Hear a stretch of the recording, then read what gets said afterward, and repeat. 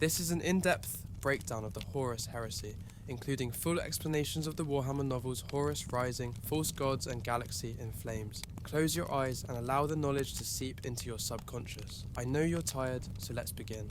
Horus Rising is the first novel in the Horus Heresy series, set in the expansive asterisk Warhammer 40,000 universe. This novel introduces us to the story's foundational premise, the galaxy-wide civil war known as the Horus Heresy, where betrayal, ambition, and ideological divides ultimately lead to catastrophic consequences for humanity's future. The book's events occur during the Great Crusade, a massive campaign led by the Emperor of Mankind to unify humanity across the galaxy with the help of genetically engineered super soldiers known as Space Marines. The novel primarily follows the Lunar Wolf Space Marine Legion and its charismatic and revered leader, Horus Lupercal, the Warmaster. Horus, who was handpicked by the Emperor as his favoured son, holds unparalleled power and influence within the Imperium. The narrative focuses on Captain Garviel Loken of the Lunar Wolves and his perspectives as he becomes increasingly aware of the tensions and ominous forces surrounding Horus and the Emperor's grand vision. The Lunar Wolves, like all Space Marine legions, operate on principles of loyalty and brotherhood. They are bound by their unwavering allegiance to the Emperor and their devotion to each other. Horus, as Warmaster, embodies these ideals, becoming a father figure and a source of inspiration for his soldiers. The themes of loyalty and camaraderie play a critical role as the events progress, testing the limits of these bonds when faced with betrayal and ideological rifts. The characters, especially Garviel Loken, wrestle with conflicting loyalties as they witness the growing darkness within their ranks. Loken's unwavering dedication to truth and justice places him in a moral quandary, as he senses Horus's shift from a beloved leader to a figure of power-driven ambition. The deterioration of these bonds becomes symbolic of the greater ideological divide that threatens to tear apart the Imperium itself. Horus's character arc is central to the theme of power and corruption. As the Emperor's chosen Warmaster, Horus commands immense authority, yet the weight of this responsibility begins to erode his judgment. His ambition and pride become susceptible to the influence of chaos, a malevolent force that preys on the desires and weaknesses of powerful beings. Horus's journey from a loyal son to a traitor encapsulates the dangers of unchecked power, as his ambition gradually eclipses his loyalty to the Emperor. This theme is further underscored through the actions of other prominent characters such as the Primarchs and their advisors, each of whom reacts differently to Horus's evolving vision. The corrupting influence of power is depicted not only as a personal failing of individuals, but as a fundamental flaw in the very structure of the Imperium, which hinges on absolute obedience and unquestioning loyalty. Asterisk Horus Rising explores the idea that even the most noble ideals can become corrupted under certain conditions. The Great Crusade is initially presented as a righteous endeavour to unify humanity and establish order. However, as the story unfolds, it becomes evident that the Imperium's methods of enforcing compliance, often through sheer brutality, reflect a moral ambiguity at the heart of their mission. This raises questions about the ethics of the Emperor's vision and whether it is worth the human cost. The Remembrancers, a group of artists, poets and historians tasked with documenting the Crusade, offer a civilian perspective on the Space Marines' actions. Through characters like Kyril Sinderman and Ignace Carcassi, Abnett introduces a layer of philosophical reflection, highlighting the tension between the Emperor's grand vision and the moral compromises required to achieve it. The Space Marines are genetically enhanced, indoctrinated and conditioned to be the ultimate warriors. This transformation, however, comes at the cost of their humanity.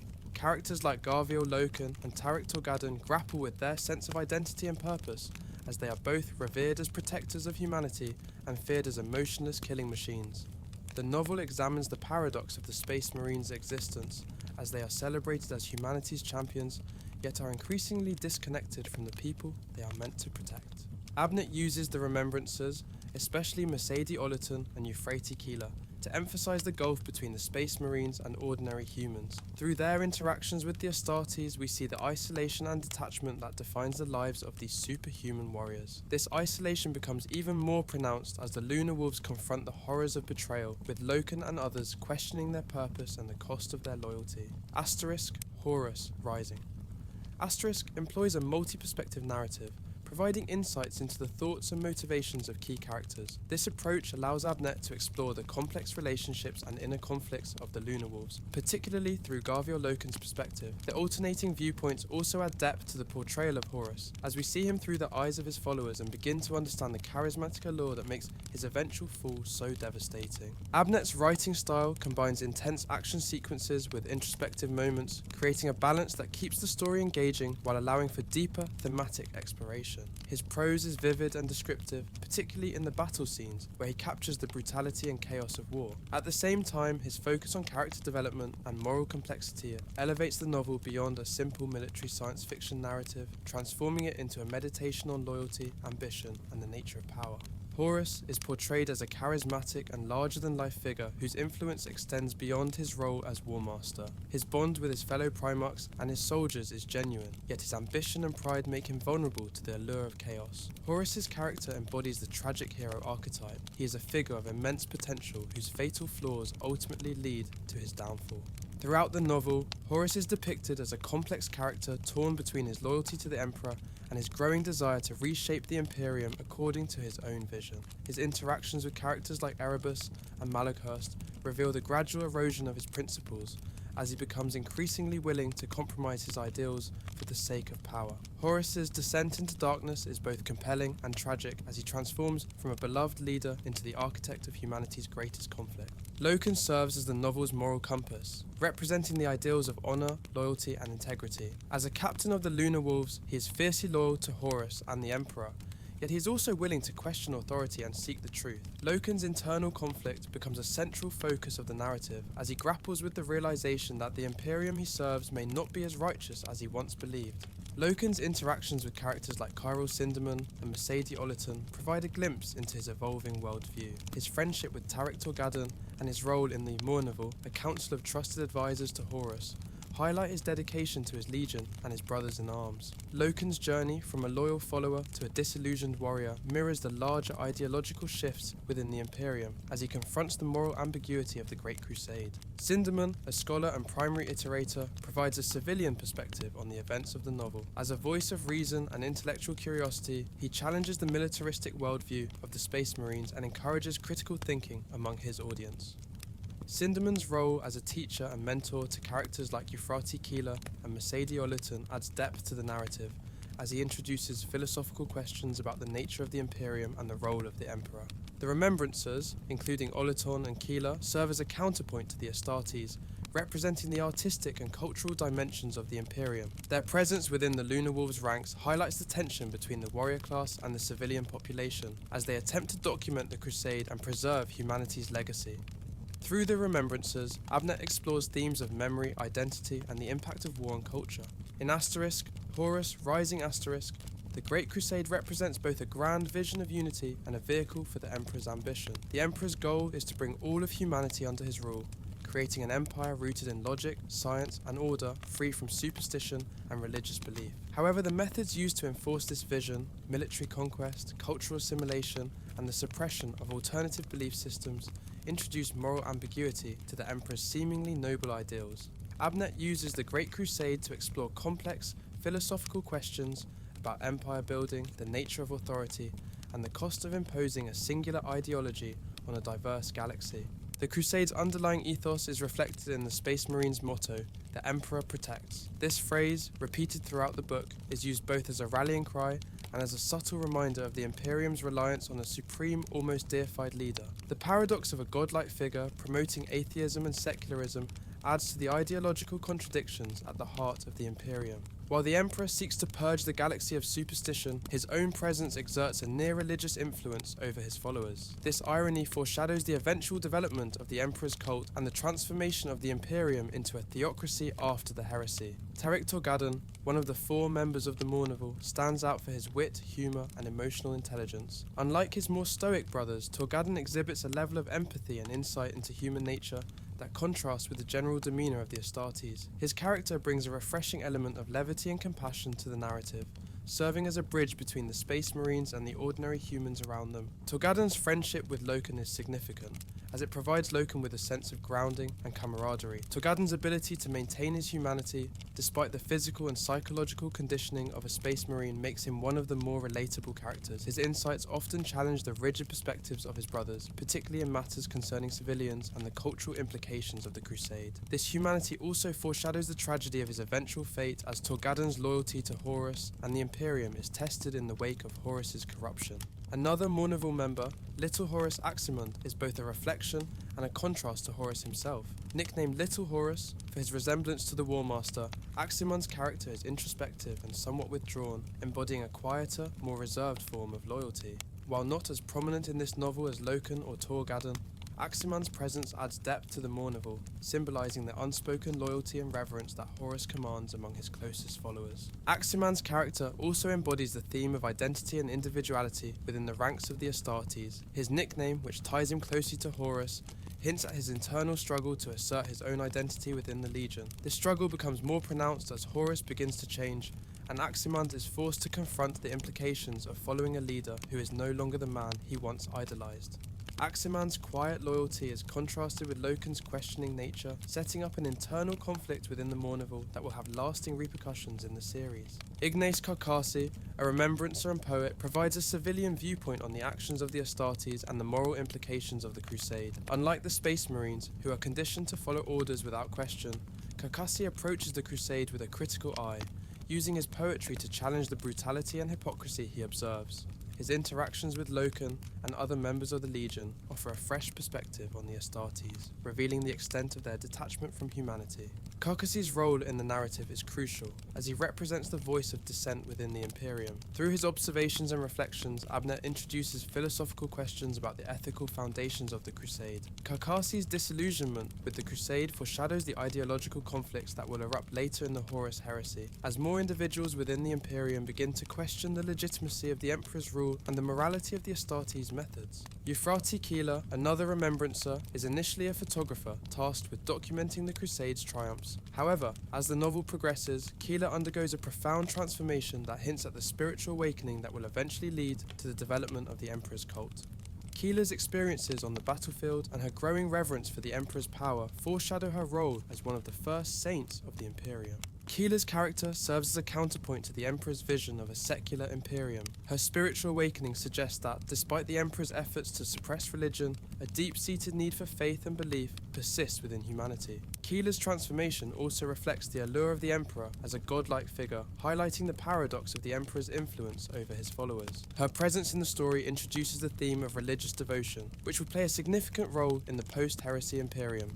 One of the novel's most significant scenes is the Council of Nicaea, where the Emperor decrees a ban on the use of psychic powers among the Space Marine legions. This moment is both a practical measure to limit the dangers of the warp and a symbolic rejection of the supernatural elements within the Imperium. The Council highlights the Emperor's desire for a rational, secular society free from superstition, yet it also introduces a sense of contradiction, as the Emperor himself possesses immense psychic abilities. The Council of Nicaea serves as a foreshadowing device, hinting at the eventual division within the legions regarding the use of the warp and psychic powers. This ideological divide will later become a key factor in the Horus Heresy, as certain legions embrace chaos and the powers of the warp, while others remain loyal to the Emperor's vision of a secular Imperium. The Council's decision also impacts characters like Loken, who witness firsthand the dangers of the warp and the corruptive influence it holds over individuals and entire legions.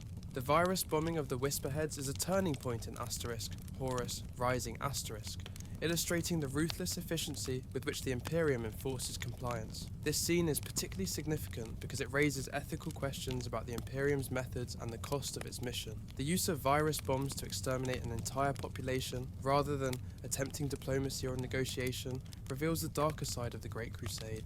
This scene is also symbolic of the broader theme of dehumanization within the Imperium. The Space Marines, who are tasked with carrying out the Emperor's orders without question, are shown as agents of destruction rather than protectors of humanity. The detachment with which they execute this order highlights their transformation into tools of conquest, further emphasizing the moral ambiguity of the Emperor's vision. Throughout the novel, Horus is portrayed as a figure of immense charisma and wisdom, Yet Abnett provides glimpses into his private reflections that reveal his vulnerability and internal conflict. These moments are crucial in foreshadowing Horus's eventual fall, as they hint at the seeds of doubt and ambition that will later be exploited by the forces of chaos. Horus's reflections on his role as Warmaster and his relationship with the Emperor introduce a sense of tragic inevitability as his pride and ambition gradually erode his loyalty. Horus's interactions with characters like Erebus and Malakhurst further highlight the influence of external forces on his psyche. Erebus, a representative of chaos, subtly manipulates Horus, planting the seeds of rebellion and encouraging him to question the Emperor's authority. These interactions foreshadow the eventual corruption of Horus and the ideological schism that will tear the Imperium apart. One of the novel's most chilling and memorable scenes is Loken's journey into the warp. This experience exposes him to the nightmarish reality of chaos, a malevolent force that exists beyond the physical world and preys on the desires and weaknesses of mortals. The warp represents the ultimate threat to the Imperium, as it is a realm of corruption that can twist even the most loyal individuals into instruments of chaos. Loken's encounter with the warp serves as a foreshadowing of the horrors that will unfold in the Horus Heresy. His exposure to this dark realm reinforces the theme of corruption and the dangers of power, as he comes to realize that the Imperium's greatest threat lies not in external enemies but in the potential for internal betrayal. Dan Abnett's use of a multi-perspective narrative enriches the story, providing readers with a well-rounded view of the events and the characters' inner lives. By shifting between the perspectives of Loken, Horus, the Remembrancers, and other key figures, Abnett allows readers to experience the story's complexity from different angles. This narrative choice enhances the emotional depth of the story, as we witness the contrast between the Astartes' perspectives and those of ordinary humans. The use of multiple perspectives also allows Abnett to explore the ideological divides within the Imperium. Loken's loyalty and Toghadan's humour contrast sharply with Kakasi's critical observations and Keeler's budding spirituality, creating a tapestry of viewpoints that reflect the diversity of thought within the Imperium. This technique makes the novel's themes more accessible, as readers are encouraged to empathise with characters on all sides of the conflict. Abnett skillfully balances action-packed sequences with moments of introspection, creating a narrative that is both thrilling and thought-provoking. The battle scenes are vividly described, capturing the brutality and chaos of war, while the quieter moments allow characters like Loken and Sindamun to reflect on the moral implications of their actions. This balance ensures that the novel remains engaging without sacrificing thematic depth. The introspective moments are particularly effective in highlighting the characters' internal conflicts. Loken's reflections on loyalty, Toghadan's musings on humanity, and Horus's private doubts all contribute to the novel's exploration of identity, power, and the nature of duty. These moments of introspection provide a counterpoint to the action, reminding readers that the Horus Heresy is not only a military conflict, but also a moral and ideological struggle. Abnett uses symbolism and foreshadowing to great effect, creating a sense of tragic inevitability that permeates the narrative. The Council of Nicaea, the virus bombing, and Loken's journey into the warp are all symbolic events that foreshadow the horrors of the Horus Heresy. These events serve as harbingers of the betrayal and chaos that will engulf the Imperium, hinting at the darkness that lies ahead. The novel's use of foreshadowing also adds a layer of tension to the story, as readers are aware of the impending betrayal even if the characters are not. This dramatic irony heightens the emotional impact of the story, as we watch characters like Loken and Toghadan place their faith in Horus, knowing that this trust will eventually be shattered. Horus Rising by Dan Abnett is a masterful introduction to the Horus Heresy series, laying the groundwork for the ideological and personal conflicts that will define the Warhammer 40,000 universe. Through its complex characters, philosophical themes, and vivid descriptions of war, the novel transcends the traditional boundaries of military science fiction, offering a nuanced exploration of power, loyalty, and ambition. False Gods. Picks up the story immediately after the events of Horus Rising, plunging readers deeper into the unravelling loyalty of Horus, Warmaster, and Primarch of the Sons of Horus Legion.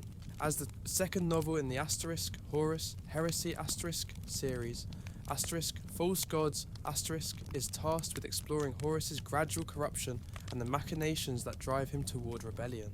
This is not only a story about physical battles and campaigns, but also about Horus's internal struggle, his doubts, and the dark spiritual forces at work around him. Graham McNeill skillfully crafts a multi-layered narrative, balancing visceral battle sequences with quiet psychological tension as the seeds of doubt, ambition, and envy are slowly sown in Horus's mind.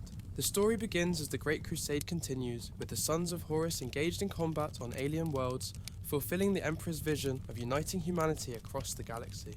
Initially, Horus is portrayed as a loyal leader, deeply respected by his legion and admired by the Emperor himself. However, his burden as Warmaster weighs heavily on him, and he begins to feel isolated from his father, the Emperor, whom he increasingly views as distant and unreachable. This growing sense of isolation sets the stage for Horus's vulnerability to the dark influences that surround him. The pivotal moment in the novel occurs during Horus's mission to the moon of Davin. Horus is grievously wounded in battle, leaving him in a near-death state that destabilizes him physically and emotionally. This wound is not only literal but also symbolic, representing a fracture in his loyalty to the Emperor and foreshadowing his eventual betrayal. Erebus, a manipulative figure from the Word-Bearer's Legion, seizes upon this opportunity to corrupt Horus. Under the guise of healing him, Erebus leads Horus to a Chaos Temple where he undergoes a dark ritual that not only heals his physical wounds, but also implants visions and doubts within his mind. These visions paint the Emperor as a tyrant who will ultimately betray his sons, leading Horus to question his role in the Imperium and his loyalty to his father. The visions Horus experiences in the temple are vivid and disturbing, showing him a future where the Emperor rules the galaxy as an oppressive god, reducing the Primarchs to mere tools or symbols rather than respected leaders. These manipulated visions are a masterstroke by the forces of chaos, as they tap into Horus's deepest insecurities and ambitions, convincing him that he must take control of the Imperium for the greater good. This turning point marks Horus's first step toward his fateful rebellion, as he begins to see himself as a potential savior rather than a servant of the Emperor. As the novel progresses, Horus's growing ambition and pride drive him to question the Emperor's vision and to gather allies among the Primarchs who may share his discontent. He slowly assembles a group of like-minded individuals who are similarly disillusioned with the Emperor's leadership. By the end of False Gods, Horus's transformation is almost complete. He has gone from being a loyal son to a figure of rebellion, fully embracing the idea of challenging the Emperor's authority. This narrative arc sets the stage for the galaxy-spanning civil war that will come to define the Horus Heresy series. The plot of False Gods is meticulously crafted to show Horus's gradual descent, moving from subtle doubt to full-blown ambition and defiance. McNeill carefully weaves in elements of psychological tension, ideological conflict, and supernatural influence, creating a story that is as much about internal battles as it is about galactic warfare. This complex plot structure reflects the novel's exploration of the corruptive influence of chaos, as well as the dangers of unchecked ambition and pride. The characters in False Gods, are central to its narrative, as the story's focus is largely on the psychological and ideological transformations within Horus and his closest followers. Each character serves a distinct role in illustrating the broader themes of loyalty, corruption, and betrayal that drive the novel. Horus Lupercal, the tragic protagonist,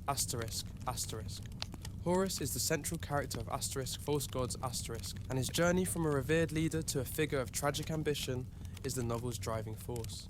Initially, Horus is portrayed as a noble and charismatic leader, deeply committed to the Emperor's vision and the Great Crusade. However, as he grows increasingly aware of his isolation and begins to feel burdened by his role as Warmaster, Horus becomes susceptible to doubt and insecurity. Horus's transformation is gradual and multi-layered, depicted as both a psychological and spiritual decline. His near-fatal injury on Davin marks the turning point, as it leaves him vulnerable not only physically but also emotionally and spiritually. The dark ritual that Erebus leads him through on Davin symbolizes Horus's first step into the world of chaos, as he becomes open to new perspectives that challenge his loyalty to the Emperor. The visions he experiences in the temple play on his pride and ambition, showing him a future in which he rules the galaxy, free from the Emperor's control. As the novel progresses, Horus's internal conflict intensifies, and he begins to view himself not merely as a servant of the Emperor, but as a potential savior of the Imperium. This shift in perspective is deeply tragic, as Horus's fall is driven not by simple greed or malice, but by a genuine belief that he can create a better future. McNeill portrays Horus as a tragic hero, one whose flaws, pride, ambition, and a yearning for independence lead him to a path of destruction. His character arc serves as a cautionary tale about the dangers of hubris and the corruptive influence of power. Garviel Loken, the loyal captain. Garviel Loken, a captain in the Sons of Horus Legion and a member of the Mournival, serves as the novel's moral center. Loken is a loyal and honorable warrior, deeply committed to the Emperor's ideals and the values of the Great Crusade. However, as he observes Horus's transformation, Loken becomes increasingly conflicted, torn between his loyalty to his Primarch and his duty to the Emperor. Loken's internal struggle is one of the most compelling aspects of False Gods, as it reflects the broader ideological divide within the Imperium. Loken's loyalty to Horus is genuine, yet he's not blind to the changes in his Primarch's behaviour. His interactions with characters like Kyril Sindaman and Euphrates Keeler, who represent the philosophical and intellectual side of the Imperium, further emphasise his moral complexity. Loken's journey from a loyal follower to a disillusioned warrior highlights the challenges of maintaining one's integrity in the face of betrayal and corruption. Erebus, the manipulative servant of chaos.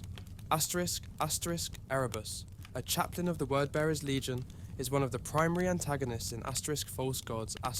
As a manipulative and malevolent figure, Erebus serves as a catalyst for Horus's corruption, exploiting the Warmaster's vulnerabilities and insecurities to turn him against the Emperor. Erebus's role in the novel is central to the theme of betrayal, as he presents himself as a loyal servant of the Emperor while secretly working to further the agenda of chaos. Erebus is depicted as a cunning and deceitful character, skilled in manipulation and psychological warfare. His ability to influence Horus reflects the insidious nature of chaos, which preys on ambition, pride and weakness. Erebus's actions serve as a reminder of the corruptive power of chaos and the lengths to which its servants will go to undermine the Emperor's vision. Through Erebus, McNeill explores the nature of evil and the seductive influence of chaos, illustrating how it twists and distorts even the most noble intentions. Kyril Sindaman, the voice of reason.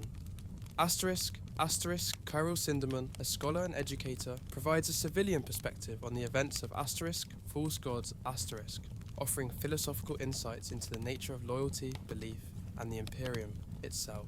As a primary iterator, Sindaman is responsible for educating the Astartes and the Remembrancers on the ideals of the Great Crusade. His interactions with Loken and other characters introduce a layer of philosophical reflection, challenging the rigid authoritarian worldview of the Astartes. Sindaman's character serves as a voice of reason and intellectual curiosity, encouraging critical thinking and questioning the ethics of the Crusade. His discussions with Loken and Euphrates Keeler highlight the ideological tensions within the Imperium, as he raises questions about the Emperor's vision and the moral compromises required to achieve it. Sindaman's perspective adds depth to the novel's exploration of loyalty and belief, as he represents a more nuanced understanding of the Imperium's mission. Euphrates Keeler, the spiritual catalyst, Euphrates Keeler, a remembrancer and documentarian, undergoes a significant transformation in False Gods, evolving from a secular observer to a spiritual figure. Keeler's character arc reflects humanity's innate need for belief and devotion, as she begins to view the Emperor as a divine figure. Her experiences on the battlefield and her growing reverence for the Emperor foreshadow the eventual establishment of the Emperor's cult, highlighting the paradox of the Imperium's secular vision. Keeler's transformation is symbolic of the spiritual awakening that will take root within the Imperium, as she becomes one of the first individuals to openly embrace the idea of the Emperor as a god. Her character serves as a counterpoint to the Emperor's secular ideology, suggesting that humanity's need for faith and belief cannot be fully suppressed. Through Keeler, McNeill explores the psychological and spiritual dimensions of power, showing how the Emperor's influence extends beyond mere political authority. The theme of corruption is central to False Gods, as Horus's gradual fall from grace is depicted as both a psychological and spiritual process. The novel suggests that evil is not an external force, but rather something that can arise from within, fueled by pride, ambition, and the desire for power. Horus's transformation is depicted as both tragic and inevitable, as his flaws make him vulnerable to the manipulative influence of chaos. The nature of evil in False Gods is portrayed as insidious and deceptive, subtly infiltrating Horus's mind through visions, doubts, and fears. McNeill uses symbolism to emphasize the corruptive power of chaos, particularly through the imagery of Horus's wound, which represents the fracture in his loyalty and integrity. This theme serves as a warning about the dangers of ambition and the ease with which noble intentions can be twisted into something destructive. Loyalty and betrayal are recurring themes in False Gods, as the bonds between the characters are tested and ultimately broken. The novel explores the complexities of loyalty, questioning whether it is owed to individuals or ideals. Horus's betrayal of the Emperor is depicted as both a personal and ideological rupture, as he abandons the values that once defined him in pursuit of his own vision for the Imperium.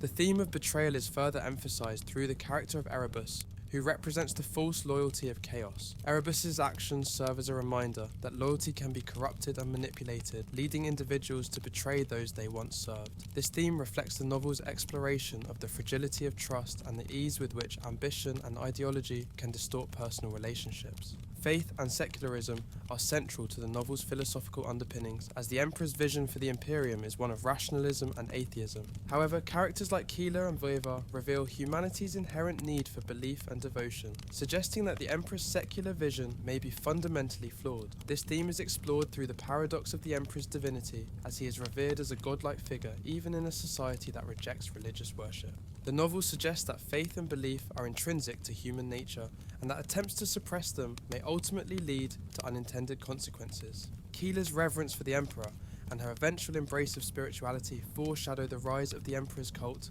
highlighting the paradoxical nature of the Imperium's ideology. This theme serves as a critique of authoritarian secularism, suggesting that humanity's spiritual needs cannot be fully suppressed. Graham McNeill's narrative style in False Gods, is a critical component of the novel's atmosphere and impact. McNeill combines vivid, action-oriented descriptions with introspective moments, balancing the intensity of warfare with the psychological and spiritual tension that underpins Horus's descent. His writing is not only dynamic in pacing, but also meticulously descriptive, bringing the settings, characters, and emotions vividly to life. McNeill employs a multi-perspective narrative, moving between the viewpoints of key figures like Horus, Garviel, Loken, and Erebus, allowing readers to understand the complex motives and emotional states of these characters. By showing different viewpoints, McNeill deepens the story's complexity, presenting Horus's fall from multiple angles: those who admire him, those who follow him, and those who question him. This structure enables readers to see the interplay between personal loyalties and ideological conflicts within the Sons of Horus Legion. The use of internal monologues, especially from Horus and Loken, adds to the novel's emotional depth. Horus's thoughts reveal his inner conflict, his pride, and the fears that Erebus and Chaos exploit to turn him against the Emperor. These introspective moments provide readers with insight into Horus's gradual transformation, showcasing his vulnerability and amplifying the tragedy of his eventual rebellion. McNeill's use of visual imagery is particularly striking, especially in scenes that deal with the otherworldly influence of Chaos. For example, the descriptions of the temple on Davin, where Horus undergoes the dark ritual that transforms him, are haunting and immersive. McNeill portrays the temple as a surreal and foreboding place, filled with ominous symbols and dark, ritualistic energies. This imagery emphasizes the corruption of Chaos and heightens the sense of dread that pervades the narrative. Emotional imagery also plays a significant role in capturing the tension between characters. Loken's unease as he observes Horus's behavior is conveyed through subtle shifts in tone, highlighting the sense of betrayal and disillusionment that grows within him. McNeill's descriptions of Loken's reactions to Horus's words and actions create a mood of tension and anticipation as readers become aware of the impending fracture within the Legion.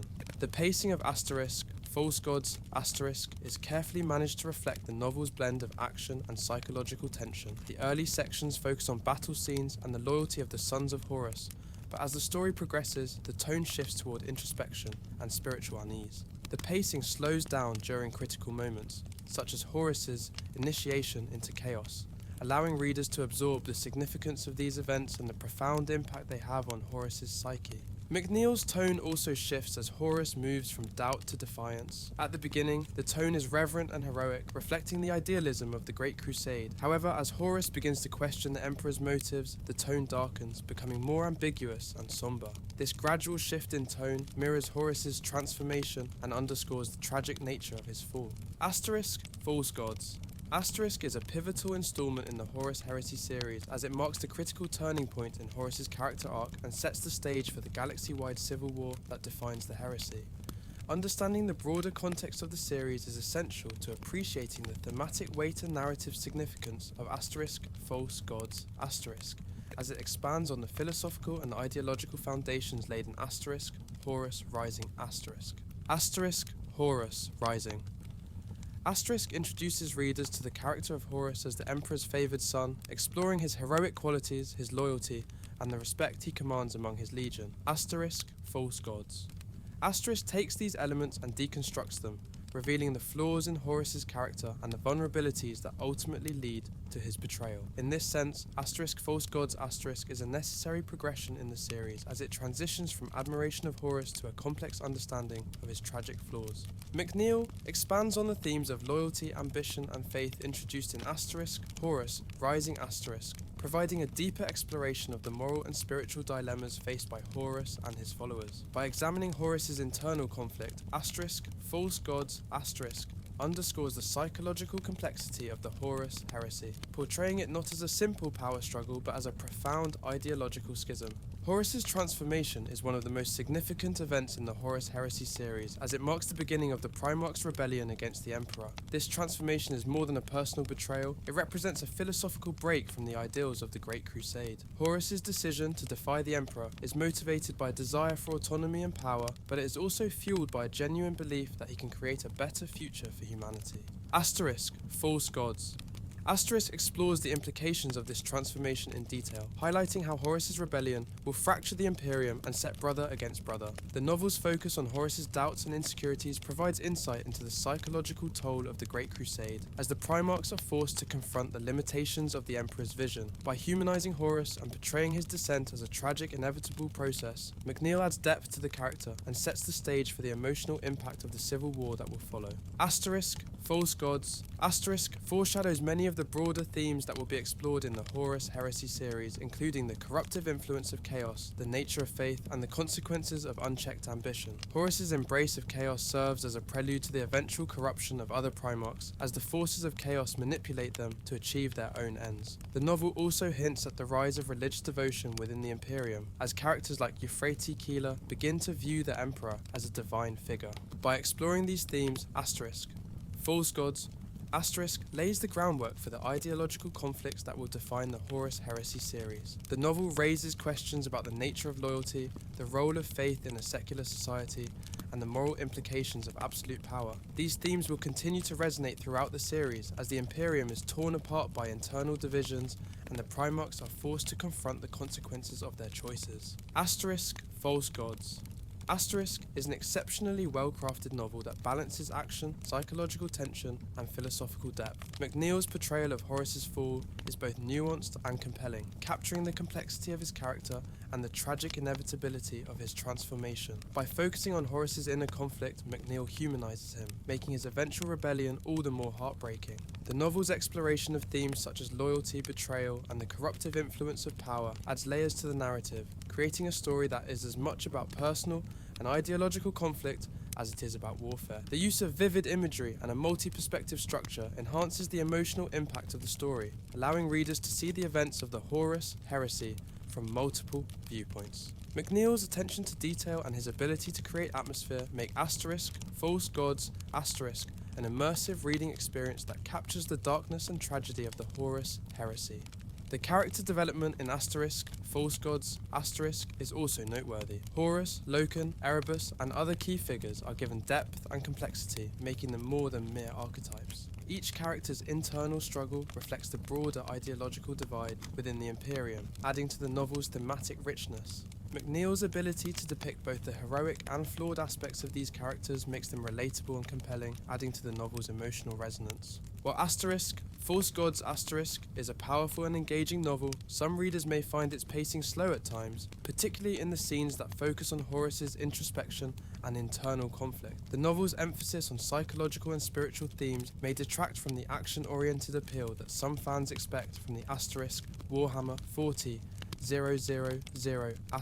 universe. However, this focus on character development and ideological tension is essential to the narrative's impact, as it provides the foundation for the events that will follow in the Horus Heresy series. Asterisk False Gods.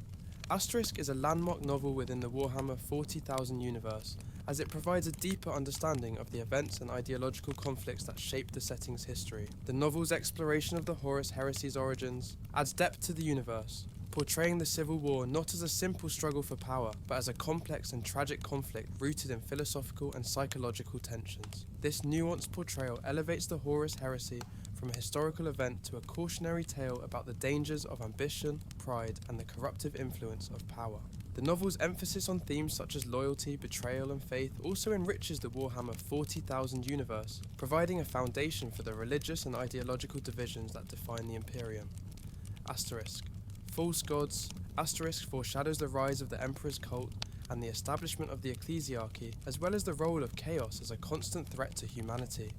By exploring these themes, McNeill adds depth to the Warhammer 40,000 universe, highlighting the moral and philosophical conflicts that underpin its dystopian future. Horus's role as Warmaster comes with immense responsibility, a burden that isolates him from others, even his most trusted brothers. The theme of leadership, both its glory and its heavy cost, is a recurring aspect of Horus's journey. The expectations placed upon him by the Emperor and the Imperium make him feel like a tool for another's vision, rather than a leader in his own right. This isolation drives Horus's resentment as he becomes increasingly aware of his subservient position and begins to yearn for greater autonomy and influence. This shift in Horus's mindset highlights the fine line between a noble sense of duty and the corruptive allure of power. This burden of leadership theme is mirrored in Garvio Loken's struggle as he witnesses Horus's gradual fall. Although Loken is not a Warmaster, his role as a captain and a member of the Mournival places him in a position of influence and responsibility within the Legion. As he grapples with his loyalty to Horus and his doubts about the Warmaster's actions, Loken faces a similar internal conflict. He is forced to make difficult decisions that challenge his understanding of honor, duty, and the true cost of leadership. Erebus's influence over Horus serves as a powerful reminder of the dangers of manipulation and deceit. Erebus, a character aligned with chaos, plays a significant role in guiding Horus toward rebellion, planting doubts and exploiting his insecurities. The sub-theme of manipulation underscores the subtle ways that chaos operates, often working behind the scenes to twist minds rather than relying on overt confrontation. Erebus exemplifies the insidious nature of chaos, which often corrupts through suggestion and persuasion rather than direct force. Erebus's manipulative tactics also highlight the dangers of unchecked influence. His ability to sway Horus reflects the broader idea that even the strongest individuals can be led astray if they are exposed to the right combination of doubt and flattery. Erebus's presence in the story serves as a cautionary example of the importance of self-awareness and the need to guard against those who would exploit weaknesses for their own gain. The spiritual emptiness in the lives of the Space Marines is a subtle yet potent theme that runs throughout False Gods, Although they are powerful and seemingly infallible warriors, the Astartes lack a spiritual core, as the Imperium's secular ideology has stripped away traditional belief systems. This absence of faith leaves the Space Marines vulnerable to existential doubt and psychological manipulation as they struggle to find purpose beyond their military duty. Characters like Euphrates Keeler, who develops a reverence for the Emperor, and Kirill Sinderman, who questions the ideological rigidity of the Imperium, serve as foils to the Astartes. Their growing spirituality contrasts with the spiritual void within the legions, suggesting that humanity's inherent need for faith cannot be easily suppressed. This sub-theme foreshadows the rise of religious devotion within the Imperium and the establishment of the Emperor's cult, hinting at the inevitable blending of secular and spiritual elements within a society that has rejected conventional belief. McNeill's use of symbolic imagery adds depth to the story, reinforcing the novel's themes and foreshadowing the tragic events of the Horus Heresy. The imagery throughout False Gods, is crafted to evoke a sense of unease, transformation, and the looming presence of chaos. Horus's wound on Davin is both a literal injury and a symbolic representation of his spiritual corruption. The wound represents the vulnerability within Horus's character, his pride, ambition, and the creeping sense of dissatisfaction with his role as the Emperor's chosen son. This injury, which leaves him physically weakened, opens the door to the forces of chaos, allowing them to infiltrate his mind and twist his perceptions. This wound also symbolizes the fracture in Horus's loyalty to the Emperor, as it becomes the entry point through which Erebus plants seeds of doubt and ambition. The process of healing from this wound through dark, ritualistic means serves as a metaphor for Horus's moral and spiritual decline, as he becomes tainted by chaos in his quest for strength and independence. The temple on Davin, where Horus undergoes a ritualistic initiation into chaos, is a hauntingly symbolic setting. Its dark, eerie atmosphere and the supernatural aura that permeates the temple serve as a visual representation of the corruptive influence of chaos. The temple is depicted as a place that exists outside the realm of ordinary reality, a shadowy space where the boundaries between physical and spiritual worlds blur. The temple's role as a gateway to chaos emphasizes the theme of transformation and the consequences of seeking forbidden knowledge. As Horus steps into the temple, he symbolically steps away from the Emperor's light and begins his descent into darkness. This imagery foreshadows the internal and external chaos that will come to define his rebellion, highlighting the consequences of venturing into realms beyond human comprehension.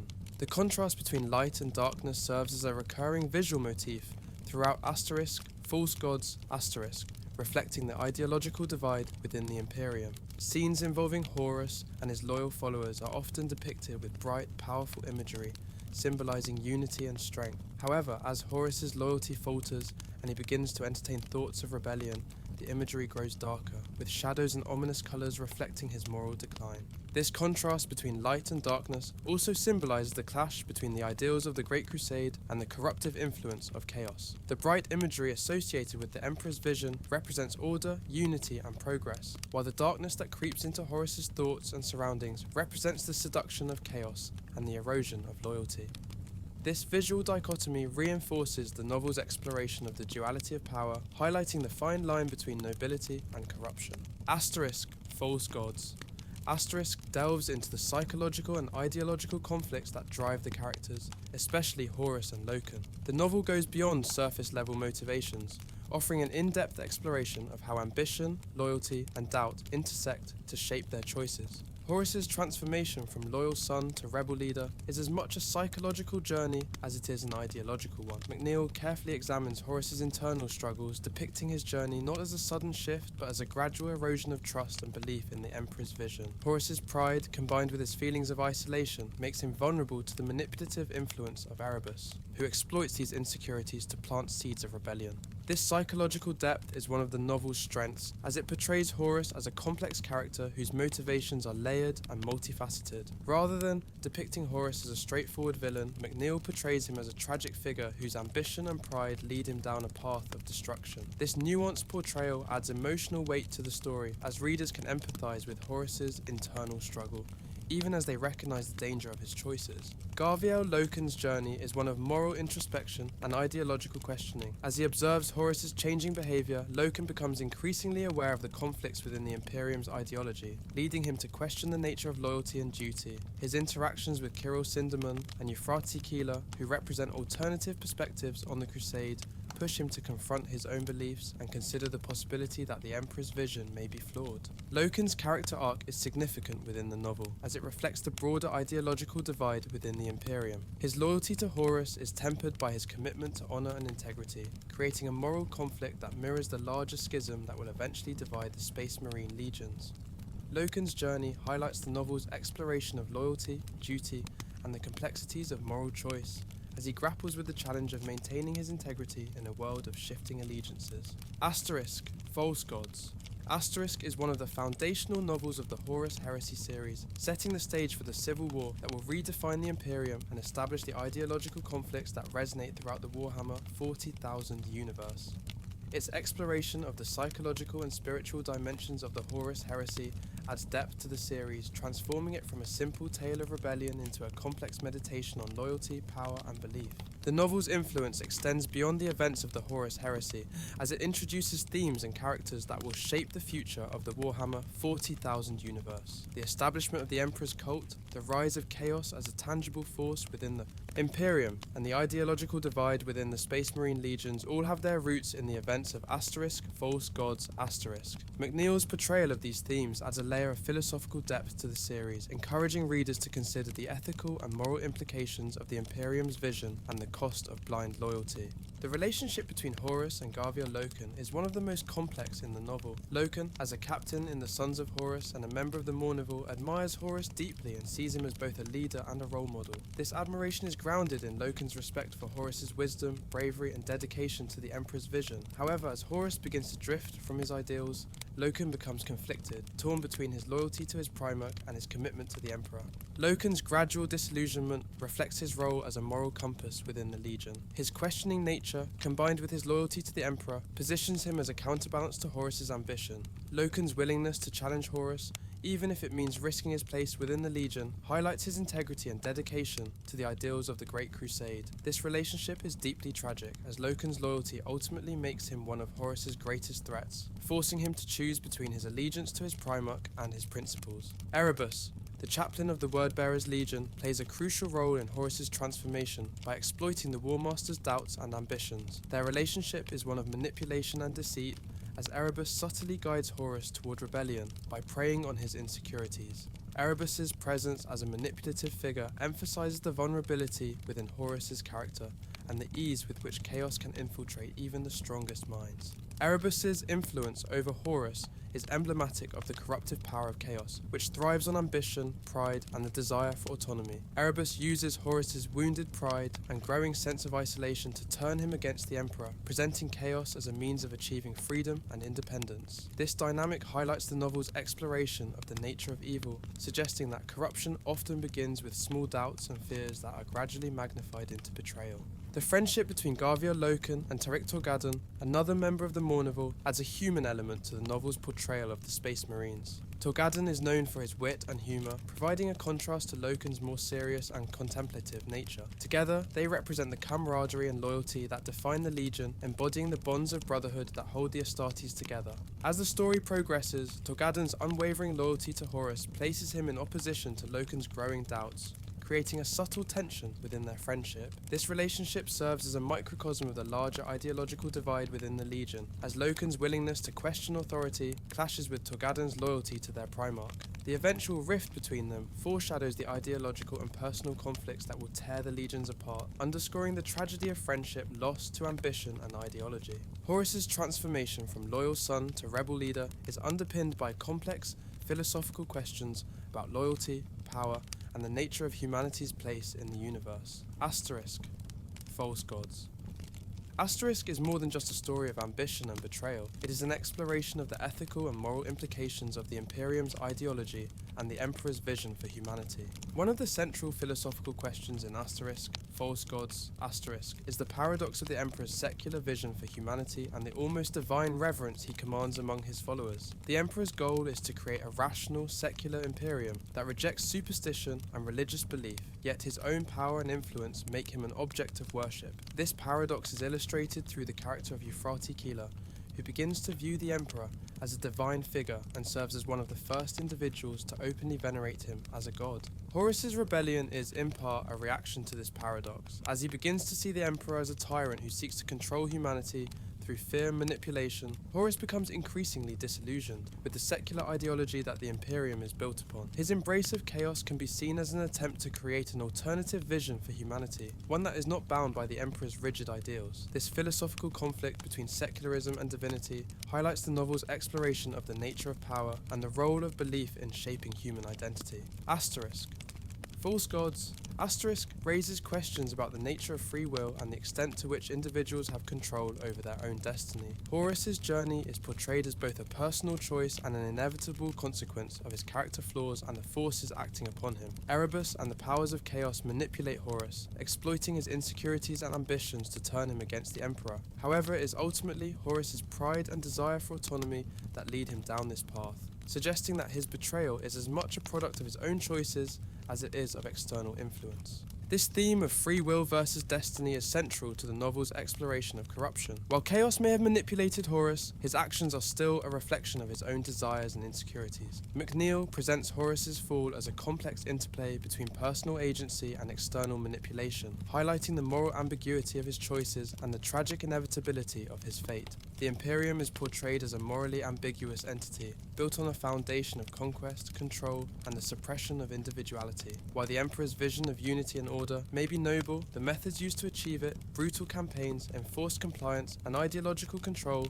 raise ethical questions about the cost of such a vision. Horus's rebellion can be seen as a reaction to this moral ambiguity, as he begins to question the legitimacy of the Emperor's rule and the value of the ideals he once fought to uphold. Through Horus's character, Asterisk, False Gods, Asterisk examines the ethical implications of the Imperium's ideology, suggesting that even the most well-intentioned visions can become oppressive if they are enforced without regard for individual autonomy. Horus's decision to rebel is rooted in his belief that he can create a better future for humanity, one that is free from the Emperor's authoritarian rule. This philosophical exploration of power, autonomy, and moral compromise adds a layer of complexity to the novel, transforming Horus's rebellion from a simple act of ambition to a nuanced response to the limitations of the Imperium. Asterisk, False Gods, Asterisk has far-reaching implications for the Asterisk Warhammer 40k Asterisk universe, as it establishes the ideological conflicts and moral ambiguities that define the setting's dystopian future. The novel's exploration of themes themes such as loyalty, faith, and the corruptive influence of chaos enriches the lore of the Warhammer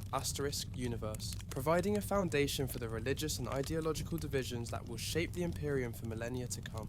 The events of false gods, foreshadow the eventual rise of the Emperor's cult, a religious movement that will transform the secular Imperium into a theocratic empire. Characters like Keeler, who begin to view the Emperor as a divine figure, represent the early stages of this cult, highlighting humanity's innate need for belief and worship. Keeler's reverence for the Emperor serves as a counterpoint to the Imperium's secular ideology, suggesting that faith and devotion are intrinsic to human nature and cannot be easily suppressed. The novel's portrayal of the Emperor's cult raises questions about the role of religion in society and the dangers of deifying political leaders. While the Emperor seeks to create a rational, atheistic society, the devotion he inspires among his followers ultimately leads to his transformation into a godlike figure. This ironic twist highlights the limitations of secularism in a society that venerates authority and power, suggesting that the line between political and religious authority is often blurred.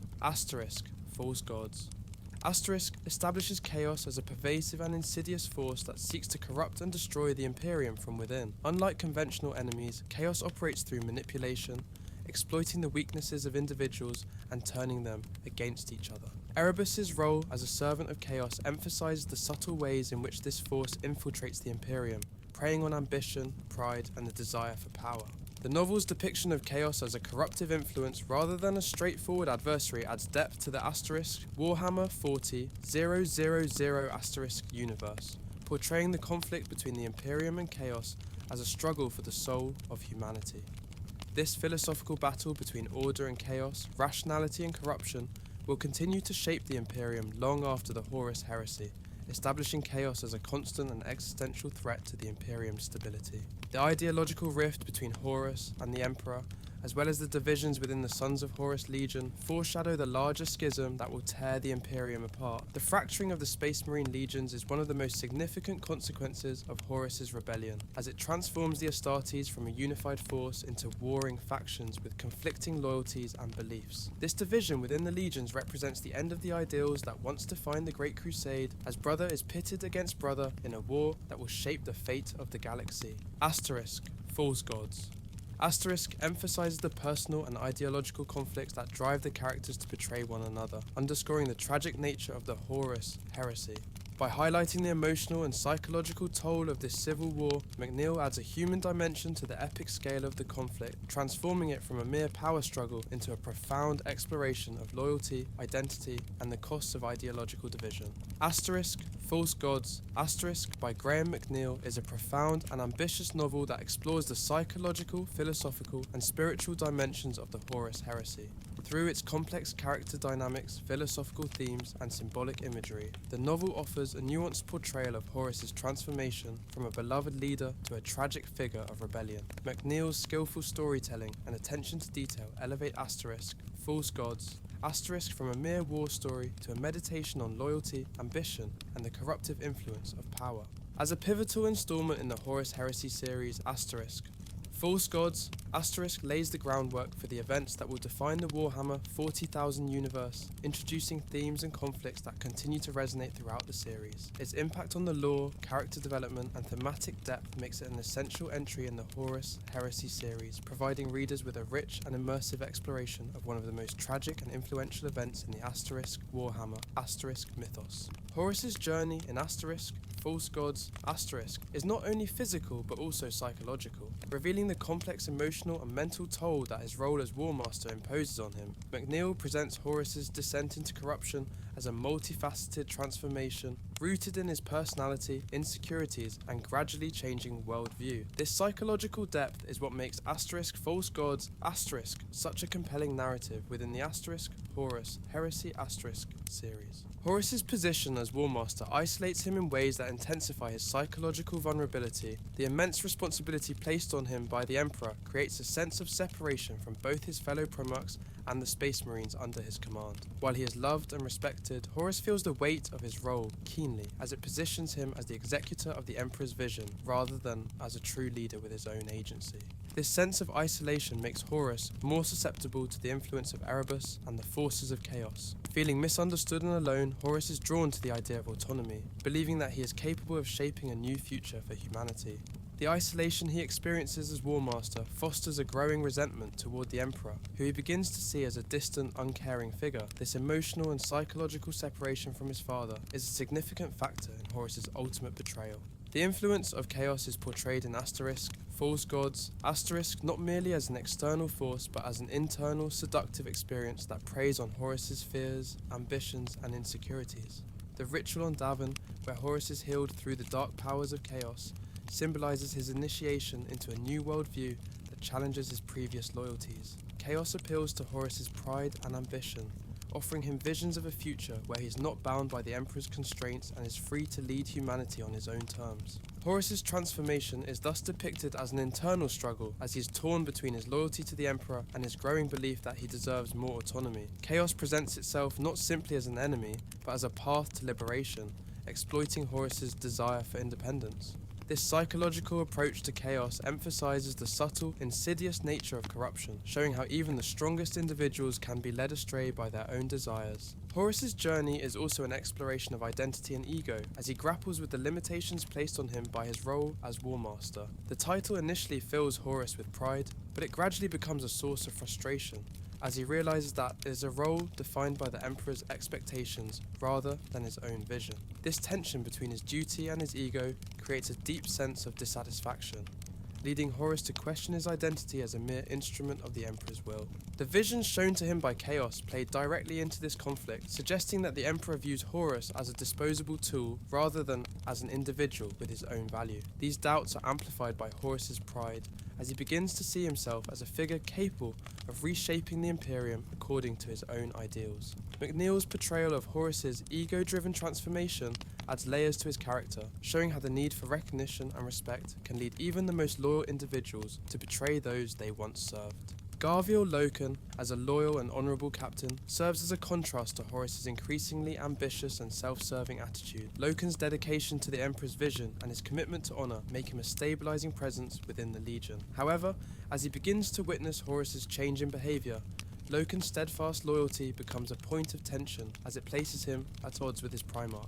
Loken's integrity represents the ideal of the Great Crusade, as he remains true to the Emperor's values even as those around him begin to falter. This makes his eventual disillusionment with Horus all the more tragic, as it underscores the cost of betrayal. Loken's relationship with Horus illustrates the impact of ideological conflict on personal loyalty, highlighting the novel's exploration of the complexities of duty and honour. Erebus and Kirill Sindaman represent opposing forces within the story, with Erebus embodying the corruptive influence of chaos and Sindaman serving as a voice of intellectual curiosity and rationality.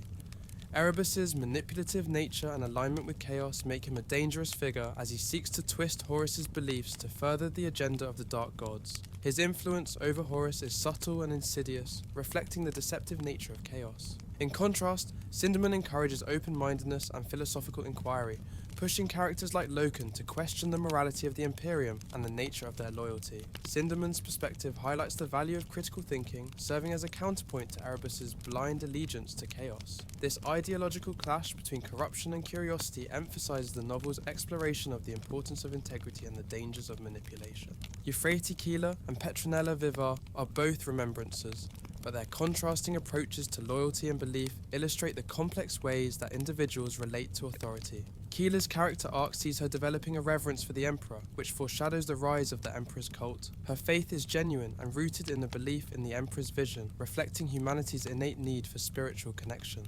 In contrast, Vivar's admiration for Horus is more superficial, rooted in hero worship and fascination with his power. Her adoration of Horus lacks the depth of Keeler's faith, as it is based on personal attraction rather than a profound understanding of his ideals. The contrast between Keeler's faith and Vivar's adoration serves as a commentary on the nature of devotion, suggesting that true loyalty requires a deeper commitment to ideals rather than mere admiration of power. Asterisk, False Gods. Asterisk is set against the backdrop of the Great Crusade, a campaign that is portrayed with both grandeur and brutality.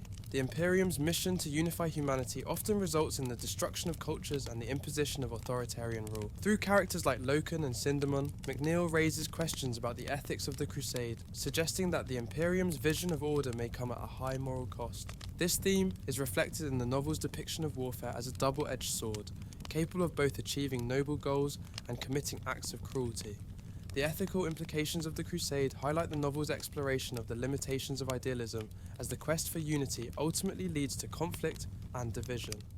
This nuanced portrayal of war adds depth to the narrative, transforming it from a simple tale of conquest to a meditation on the complexities of power and morality. Knowledge and belief are significant themes in False Gods, as they play a crucial role in shaping the character's choices and loyalties. Sindamun's encouragement of philosophical inquiry contrasts with Erebus's use of knowledge as a means of control, highlighting the dual nature of information. While Sindamun seeks to educate and inspire, Erebus uses knowledge to manipulate and corrupt, illustrating the ethical implications of information. This theme is further emphasized through Horus's exposure to forbidden knowledge in the temple on Davin. The visions and insights granted to him by Chaos reveal truths that challenges loyalty to the Emperor, yet these truths are twisted to serve the agenda of Chaos. The novel's exploration of knowledge as both a tool of liberation and control reflects the complex role of information in shaping human identity, suggesting that even the pursuit of truth can be fraught with danger. False Gods. has left a lasting impact on the Warhammer 40k lore, not only by furthering the plot of the Horus Heresy, but by deepening the thematic and philosophical foundations of the universe. The novel's exploration of complex moral and ethical issues has helped shape the tone of the Horus Heresy series, transforming it from a straightforward tale of rebellion into a profound examination of human nature and the costs of power. Before False Gods, the Horus Heresy was largely understood as a civil war within the Imperium, motivated by Horus's desire for power. McNeill's portrayal of Horus's transformation as a multi-layered journey, fueled by pride, isolation, and manipulation, adds a psychological and spiritual depth to the conflict. This nuanced approach to Horus's character has influenced subsequent works in the series as later novels continue to explore the emotional and ideological dimensions of the heresy. False Gods. Presents Chaos not just as an external enemy but as an existential and philosophical threat to the Imperium's ideals. By depicting Chaos as a corruptive influence that preys on ambition and pride, McNeill emphasized the ideological divide between the Imperium and its enemies. This portrayal of Chaos as a psychological force has become a defining feature of the Warhammer 40k universe, reinforcing the notion that the true enemy lies within humanity's own flaws and weaknesses. The novel's depiction of characters like Euphrati Keeler, who begins to view the Emperor as a divine figure, foreshadows the eventual rise of the Emperor's cult and the establishment of the ecclesiarchy. This shift toward religious devotion adds a layer of irony to the Emperor's vision of a secular Imperium, highlighting the unintended consequences of authoritarian rule. False Gods. Has thus played a critical role in establishing the religious and cultural evolution of the Imperium, shaping its transformation from a secular empire to a theocratic state.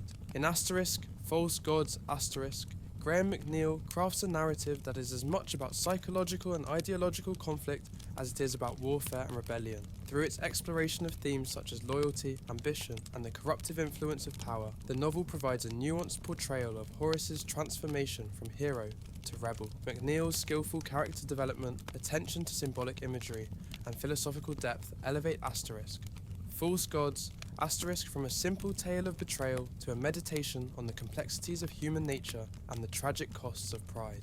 As a cornerstone of the Horus Heresy series, False Gods, has left an indelible mark on the Warhammer 40,000 universe. Its influence extends beyond the events of the heresy, shaping the ideological and cultural landscape of the Imperium for millennia to come. By exploring the psychological and philosophical dimensions of the heresy, McNeill has enriched the Warhammer 40k lore, transforming it into a setting that resonates with themes of loyalty, faith, and the eternal struggle between order and chaos. Galaxy in Flames, the third installment of the Horus Heresy series, marks a decisive turning point in the saga, chronicling the moment when Horus's transformation from loyal Warmaster to outright traitor becomes irreversible. The novel delivers a deeply tragic narrative, focusing on Horus's betrayal, the Isstvan III atrocity, and the massacre of loyalist space marines, an event that ignites the galaxy-spanning civil war known as the Horus Heresy. The novel opens in the aftermath of the events in Horus Rising and False Gods where Horus, once the Emperor's most trusted Primarch, has been corrupted by the Chaos Gods. No longer committed to the Emperor's vision, Horus now believes he must overthrow his father to prevent what he perceives as humanity's enslavement. Horus's motivations are not purely selfish. He rationalizes his actions as a necessary step to free humanity from the Emperor's tyranny, though he is now deeply influenced by the powers of chaos, who subtly manipulate his worldview. Ben Counter takes time to build the atmosphere around Horus's change in mindset, showing how his interactions with his closest advisors, including Erebus, Malakhurst, and the Primarchs Angron and Fulgrim, reinforce his growing resentment toward the Emperor. Counter emphasizes the gradual erosion of Horus's loyalty, contrasting the Warmaster's former nobility with the manipulations of chaos that cloud his judgment. The ideological shift within Horus is not immediately apparent to all. Loyalists within his ranks, like Garviel Loken, remain hopeful that their Primarch will eventually return to his senses. But Horus's inner circle of traitor advisors and corrupted allies, including Abaddon and the increasingly erratic Eidolon of the Emperor's children, help solidify his commitment to rebellion. This opening section establishes a sense of dread as readers witness the chilling transformation of a once great leader into a calculating orchestrator of betrayal. The turning point in * Galaxy in Flames * occurs with the Istvan III campaign, a brutal gambit crafted by Horus to cleanse his ranks of loyalists who might resist his plans. Istvan III, a system believed to be in rebellion against the Imperium, becomes the staging ground for Horus's treachery. Under the guise of suppressing a rebellion, Horus mobilizes several legions, including the Lunar Wolves, soon to be renamed the Sons of Horus, World Eaters, Death Guard, and Emperor's Children, and orders them to deploy loyalist Astartes alongside newly corrupted warriors to the planet's surface. This campaign is designed as a test of loyalty, with the objective of isolating and eliminating any Space Marines who remain loyal to the Emperor. By placing loyalists and potential traitors side by side, Horus seeks to determine who will ultimately support his cause and who must be purged. This manipulation is Horus's way of ensuring that only those fully committed to his rebellion remain within his forces. Counter expertly builds the tension as loyalist forces descend onto Istvan III, blissfully unaware of the trap that awaits them. Characters like Garviel Loken, Saul Tarvitz, and Nathaniel Garrow are painted with a sense of honor and dedication, creating a stark contrast with the manipulative, corrupted characters within Horus's circle. The horror of Horus's betrayal begins to dawn on the loyalists as they start to question strange orders and witness increasingly erratic behavior from their comrades. Their confusion and growing dread underscore the scale of the betrayal about to unfold. The climax of Horus's treachery occurs with the unleashing of virus bombs on Istvan III, a nightmarish act of mass extermination intended to wipe out all life on the planet's surface. Horus orders the bombardment, knowing that the loyalist Space Marines stationed there will have no chance of survival. The virus bombs spread a horrific plague that quickly annihilates organic life, liquefying flesh and leaving behind only charred, toxic remains. Counter's descriptions of the virus bombing are both vivid and harrowing, capturing the sheer brutality of this act. The virus itself is depicted as a silent, invisible killer spreading death in an instant, while the loyalists, who had moments before been fighting for the Emperor, find themselves abandoned and betrayed. The realization among the loyalists that their Primarch has betrayed them is crushing. Characters like Loken and Tarvitz are horrified as they grasp the full extent of Horus's cruelty. Amid the devastation, a handful of loyalists manage to survive by taking refuge in sealed shelters and underground bunkers, including the stoic Garviel Loken and the brave Saul Tarvitz. Tarvitz's role becomes particularly crucial as he quickly mobilizes the survivors, urging them to regroup and prepare for a final stand against Horus's traitor forces. This act of resistance in the face of impossible odds highlights the courage and resilience of the loyalists, painting them as tragic heroes who refuse to surrender their honor even when faced with overwhelming betrayal. The survivors of the virus bombing rally within the Coral City, a fortified stronghold that becomes the staging ground for a desperate resistance. Tarvitz and Loken, alongside other loyalists, prepare to hold their position against the traitor forces descending upon them. Counter meticulously details the loyalist preparations, portraying the grim determination of these warriors who know they are fighting a losing battle but refuse to yield. The battle for the Coral City is one of the novel's most intense and tragic sequences. Counter's prose captures the raw brutality of the conflict as brother fights brother in a savage and merciless confrontation. The loyalists, vastly outnumbered and outgunned, rely on guerrilla tactics, tenacity, and sheer resolve to fend off the traitor legions. Each clash is a reminder of the brotherhood that once united them, now shattered by Horus's ambition.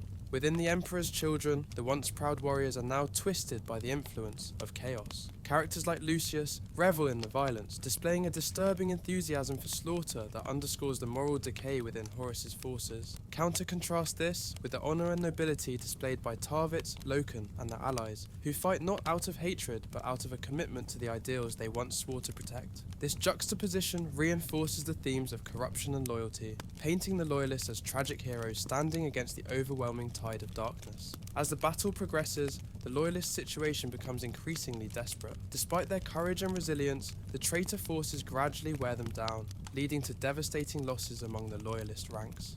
The emotional toll of this betrayal is palpable, as the loyalists witness the desecration of everything they once held sacred. The realization that their brothers have abandoned the Emperor and turned against them adds a layer of tragedy to the conflict, as they fight not only for survival but also for the honor of the Imperium. Counter's portrayal of the Loyalists' final stand is both poignant and gut-wrenching. The Coral City, once a symbol of the Imperium's strength, is reduced to rubble, and the Loyalist forces are pushed to the brink of annihilation. Loken, Tarvitz, and their allies make a last-ditch effort to repel the invaders, knowing full well that their resistance is ultimately futile. Their willingness to sacrifice everything in the face of betrayal exemplifies the tragic nobility of their character, casting them as martyrs for the Emperor's cause. In the climactic moments of the battle, Loken confronts Abaddon, his former brother, in a brutal showdown that symbolizes the complete breakdown of brotherhood within the Legion. Abaddon, fully embracing his role as a servant of chaos, taunts Loken and mocks his loyalty to the Emperor. The fight between Loken and Abaddon serves as the culmination of the ideological conflict at the heart of the Horus Heresy, as Loken represents the loyalist ideal while Abaddon embodies the twisted ambition of the traitors. The final clash ends in tragedy as Loken is ultimately overwhelmed, symbolizing the defeat of honor and loyalty in the face of corruption. The novel concludes with the utter decimation of the loyalist forces on Istvan III. Those who managed to survive the initial virus bombing and subsequent battles are ultimately crushed by the relentless assault of Horus's forces. The loyalist stand on Istvan III serves as a powerful and heartbreaking reminder of the high cost of loyalty and the devastating impact of betrayal. Counter leaves readers with a haunting image of a galaxy plunged into civil war as the Horus Heresy officially begins. This conclusion marks the point of no return for Horus and his traitor legions. Having purged his ranks of loyalists, Horus is now fully committed to his rebellion, ready to unleash chaos across the galaxy in his quest to overthrow the Emperor. The massacre at Istvan III is a tragic prologue to the larger war that will engulf the Imperium, symbolizing the irrevocable fracture within the Astartes legions and the beginning of a dark age for humanity. Galaxy in Flames features a large ensemble of characters, but it focuses on a few key individuals whose perspectives drive the narrative. Each character embodies a different facet of the ideological conflict within the Horus Heresy. This section will examine the internal struggles, motivations, and transformations of the major figures. At the heart of Galaxy in Flames lies Horus Lupercal, Primarch of the Lunar Wolves and the Emperor's chosen Warmaster. Horus's descent into betrayal is both tragic and inevitable, his once noble intentions now corrupted by the forces of chaos. In this novel, Horus's full transformation into the antagonist of the Horus Heresy series becomes apparent as his charisma and leadership are turned toward rebellion, not out of mere ambition, but because he truly believes he can rule the galaxy better than his father. In earlier books of the series, Horus was presented as a figure of immense capability and wisdom, beloved by his brothers and admired by his legion. However, Galaxy in Flames illustrates the final stages of his fall, showcasing the horrifying extent of his corruption. Horus's motivations are nuanced. He believes the Emperor has betrayed him by elevating himself above the Primarchs, seeing this as the beginning of a tyrannical rule that will enslave humanity. This belief, combined with the manipulations of the Chaos Gods, leads Horus to rationalize his rebellion as a noble cause, casting himself as a savior rather than a traitor. Ben Counter's portrayal of Horus's character focuses on the psychological complexity of a leader who has lost his moral compass. Horus is no longer conflicted about his betrayal, having fully embraced the path of rebellion. The contrast between the Horus of old, noble, wise, and protective of his brothers, and the Horus of Galaxy in Flames, manipulative, calculating, and ruthless, is stark. His decision to eliminate the loyalist elements of his legion through the virus bombing of Istvan III is a defining moment of cold-blooded treachery, demonstrating his willingness to sacrifice even those who have served him faithfully if it ensures the success of his rebellion. Horus's character arc in this novel serves as a tragic embodiment of hubris and corruption. Once revered as the Emperor's most favoured son, his descent into darkness is a result of his own pride, ambition, and the subtle manipulation of the Chaos Gods. Counter presents Horus as a fallen hero, a figure whose greatness has been turned toward evil, making his betrayal all the more devastating for those who once followed him. His fall marks the shattering of the Brotherhood among the Primarchs and signals the beginning of a civil war that will engulf the galaxy. Garviel Loken, captain of the Lunar Wolves' 10th Company, is the moral compass of the novel and one of the most compelling characters in Asterisk Galaxy in Flames Asterisk. Loken's journey throughout the Horus Heresy series has been one of gradual disillusionment as he has grown increasingly concerned about Horus's changing demeanour and the growing influence of darker forces within the Legion. By the time Asterisk Galaxy and Flames Asterisk begins, Loken's suspicions have solidified into certainty. He knows that something is terribly wrong, but he struggles to reconcile this with his deep loyalty to Horus. Loken is portrayed as the archetypal loyalist space marine, embodying the honour, discipline, and commitment to the Emperor that defines the Astartes. However, unlike some of his more fanatical peers, Loken is thoughtful, reflective, and open to questioning the decisions of his superiors. This makes him a natural skeptic of Horus's increasingly unorthodox behaviour, and his unease grows as he witnesses the growing divisions within the Legion. As the events of the Istvan III campaign unfold, Loken's worst fears are realised. The virus bombing is a moment of profound betrayal for him, and it cements his role as a defender of the Emperor's ideals. Loken's leadership and bravery during the Loyalist resistance in the Coral City are a testament to his character. Despite the overwhelming odds, Loken remains resolute, rallying the survivors and leading them in a desperate stand against their former brothers. His confrontation with Abaddon in the novel's climax is a powerful symbol of the ideological rift that has torn the Legion apart. Loken, representing honour and loyalty, versus Abaddon, who has embraced the path of corruption and ambition. Loken's characterization is central to the emotional impact of the novel. He is a tragic figure, a man who has given everything for the Legion, only to be betrayed by the very leader he once revered. His unwavering commitment to doing what is right, even in the face of death, makes him one of the most sympathetic and heroic characters in the series. Loken's fall, both physically and metaphorically, represents the collapse of the Lunar Wolves as a force for good and the ascension of the Sons of Horus as agents of chaos. Saul Tarvitz of the Emperor's Children is another key figure in Asterisk Galaxy and Flames Asterisk, and his role as a loyalist leader during the Istvan III massacre elevates him to the status of a tragic hero. Tarvitz is a character defined by his loyalty, pragmatism, and resourcefulness, qualities that make him stand out in a legion increasingly dominated by the excesses and depravity of its Primarch Fulgrim. Unlike many of his peers, who have become enthralled by the pursuit of perfection to the point of madness, Tarvitz remains grounded, focused on his duty to the Emperor and his fellow Astartes. Tarvitz's role in the novel is critical to the survival of the loyalist forces on Istvan III. He is one of the first to realise the full extent of Horus's betrayal and takes decisive action to warn the loyalists, helping them find refuge from the virus bombing. His quick thinking and leadership enable the survivors to regroup and organise a resistance, making him one of the few loyalists who is able to maintain some semblance of order in the chaos. Throughout the novel, Tarvitz is portrayed as a selfless leader who puts the well-being of his brothers above his own safety. His heroism is not marked by grand gestures or flamboyant displays of power, but by his quiet determination to do what is right. He lacks the arrogance and ambition that characterize many of his fellow Emperor's children, which makes his eventual fate all the more tragic. Tarvitz's resistance on Istvan III is a desperate fight for survival, and his death, while inevitable, is portrayed as a noble sacrifice for the Emperor's cause. Counter's depiction of Tarvitz highlights the tragic irony of the Horus Heresy. In a legion obsessed with perfection, it is Tarvitz, the unassuming, practical, and humble warrior, who proves to be its true hero. His death at the hands of his own brothers reflects the senselessness of the civil war, and his story serves as a poignant reminder of the cost of loyalty in a galaxy torn apart by ambition and corruption. Though Nathaniel Garrow plays a more prominent role in the novel Asterisk, Flight of the Eisenstein Asterisk, his presence in Asterisk Galaxy in Flames Asterisk is significant as one of the few loyalist leaders to witness the full scope of Horus's betrayal and survive. A captain of the Death Guard, Garrow is deeply loyal to the Emperor, but his loyalty is tested as he begins to notice strange behaviour among his legion's leadership, particularly Mortarion, his Primarch. Garrow's experience on Istvan III mirrors that of Loken and Tarvitz, but he occupies a unique position as an outsider among the Loyalists, often reflecting on the nature of loyalty and the difficulty of choosing between one's legion and the Emperor. His survival and subsequent escape from the massacre will play a pivotal role in alerting the Imperium to the growing rebellion, making him a vital link between the Loyalist resistance on Istvan III and the broader scope of the Horus Heresy.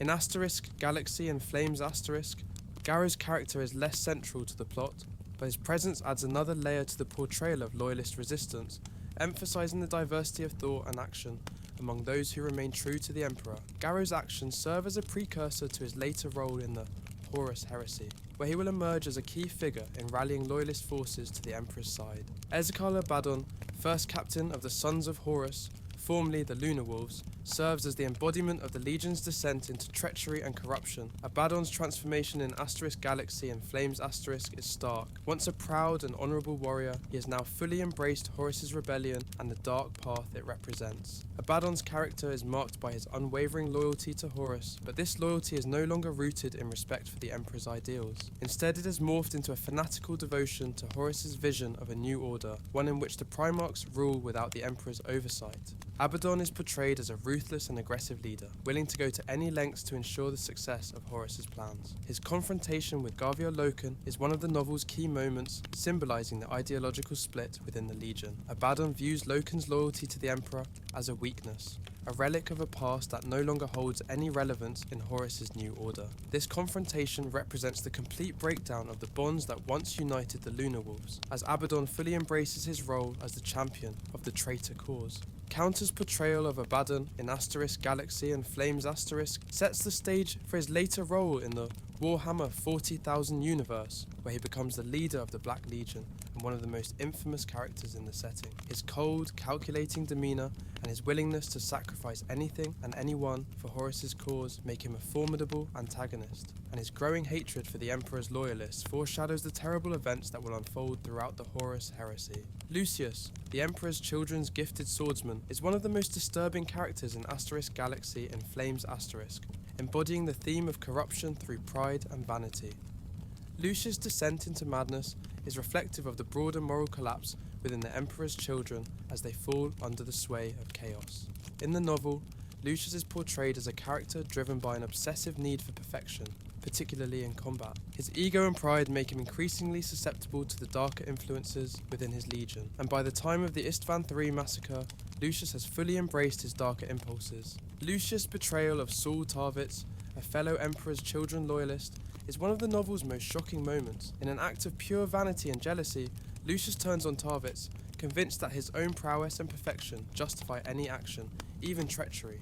This moment highlights the insidious nature of Chaos's influence, as Lucius's desire for recognition and perfection leads him to commit atrocities against his own brothers. Counter's depiction of Lucius is unsettling, as he becomes a symbol of the Emperor's children's fall from grace. Lucius' willingness to betray his comrades for personal glory reflects the larger theme of how pride and ambition can corrupt even the most skilled and respected warriors. Lucius' journey in Galaxy and Flames foreshadows his transformation into Lucius the Eternal, a champion of Slaanesh and one of the most infamous characters in Warhammer 40k lore. Though Fulgrim, Primarch of the Emperor's Children, plays a more central role in the novel Fulgrim *, his presence in Galaxy in Flames is critical to understanding the broader theme of corruption among the traitor Primarchs. Fulgrim, once a paragon of beauty, discipline and perfection, has been deeply corrupted by the forces of Slaanesh, the chaos god of excess and decadence. His legion, the Emperor's Children, reflects his own descent into madness, as they abandon their noble ideals in favour of sadistic pleasure and self-indulgence. Fulgrim's influence on characters like Eidolon and Lucius underscores the insidious nature of chaos, as even the most revered and disciplined warriors can fall prey to temptation. Fulgrim's transformation into a willing servant of chaos serves as a cautionary tale within the Horus Heresy, highlighting the dangers of unchecked ambition and the pursuit of perfection at any cost. Galaxy and Flames is a novel heavy with tragic themes, focusing on betrayal, corruption, the fall of ideals, and the collapse of brotherhood. Ben Counter employs various symbols and recurring motifs throughout the narrative to explore these concepts in greater depth. The story operates on multiple levels, as an action-packed tale of civil war, a character-driven tragedy and a philosophical meditation on loyalty, ambition, and the consequences of power unchecked. This section will dive into how these themes and symbols are used to enhance the impact of the story. At the heart of Asterisk, Galaxy in Flames, Asterisk is the theme of betrayal, which manifests on both personal and grand scales. The entire plot revolves around Horus's treachery against the Emperor, but the emotional core of the novel focuses on the more intimate betrayal between brothers in arms. The Space Marines, who once stood as paragons of loyalty and unity, find themselves divided, forced to turn their weapons on one another. This betrayal is not simply a matter of ideological difference, but a profound shattering of the bonds of brotherhood that once defined the legions. The novel repeatedly emphasizes the depth of these bonds, particularly through characters like Garviel Loken and Saul Tarvitz, who remain loyal to the Emperor. Their sense of betrayal is visceral and personal. They cannot comprehend how Horus, once a beloved leader, could orchestrate such a monstrous act as the virus bombing of Istvan III. The scenes of loyalists fighting against their former brothers are laced with tragedy, as the Space Marines, who were designed to be the Emperor's ultimate warriors, are now pitted against each other in a senseless civil war. Ben Counter illustrates the profound sense of loss that accompanies this betrayal through poignant moments of reflection among the loyalists. Garviel Loken, for instance, often reflects on the ideals that once united the Lunar Wolves and the sense of camaraderie they shared. His confrontation with Abaddon, another of Horus's former loyal captains, highlights the stark contrast between the old Brotherhood and the new Order of Chaos. Abaddon's willingness to embrace Horus's betrayal and Loken's refusal to turn against the Emperor serves as a symbolic representation of the complete collapse of the Brotherhood that once held the Legion together. Power and its corruptive influence form another central theme of Asterisk Galaxy in Flames Asterisk. Horus's transformation from the Emperor's trusted Warmaster into a traitor is the result of his exposure to the manipulative forces of chaos. However, Horus's fall is not just the work of external forces, it is rooted in his own ambition, pride, and the belief that he can rule better than his father. Chaos, in this context, serves as a catalyst that brings out Horus's latent ambitions and distorts his perception of what is best for humanity. Throughout the novel, Counter portrays chaos not as an outright evil force, but as a corruptive influence that amplifies the flaws already present in its victims. Horus's transformation is not a simple matter of possession. Instead, it is a gradual erosion of his ideals and a manipulation of his vision for the future. Horus truly believes that the Emperor's vision is flawed, and that the Primarchs should rule in his stead. Chaos feeds on this belief, pushing him to rationalize his betrayal as a necessary act to save humanity from the Emperor's supposed tyranny.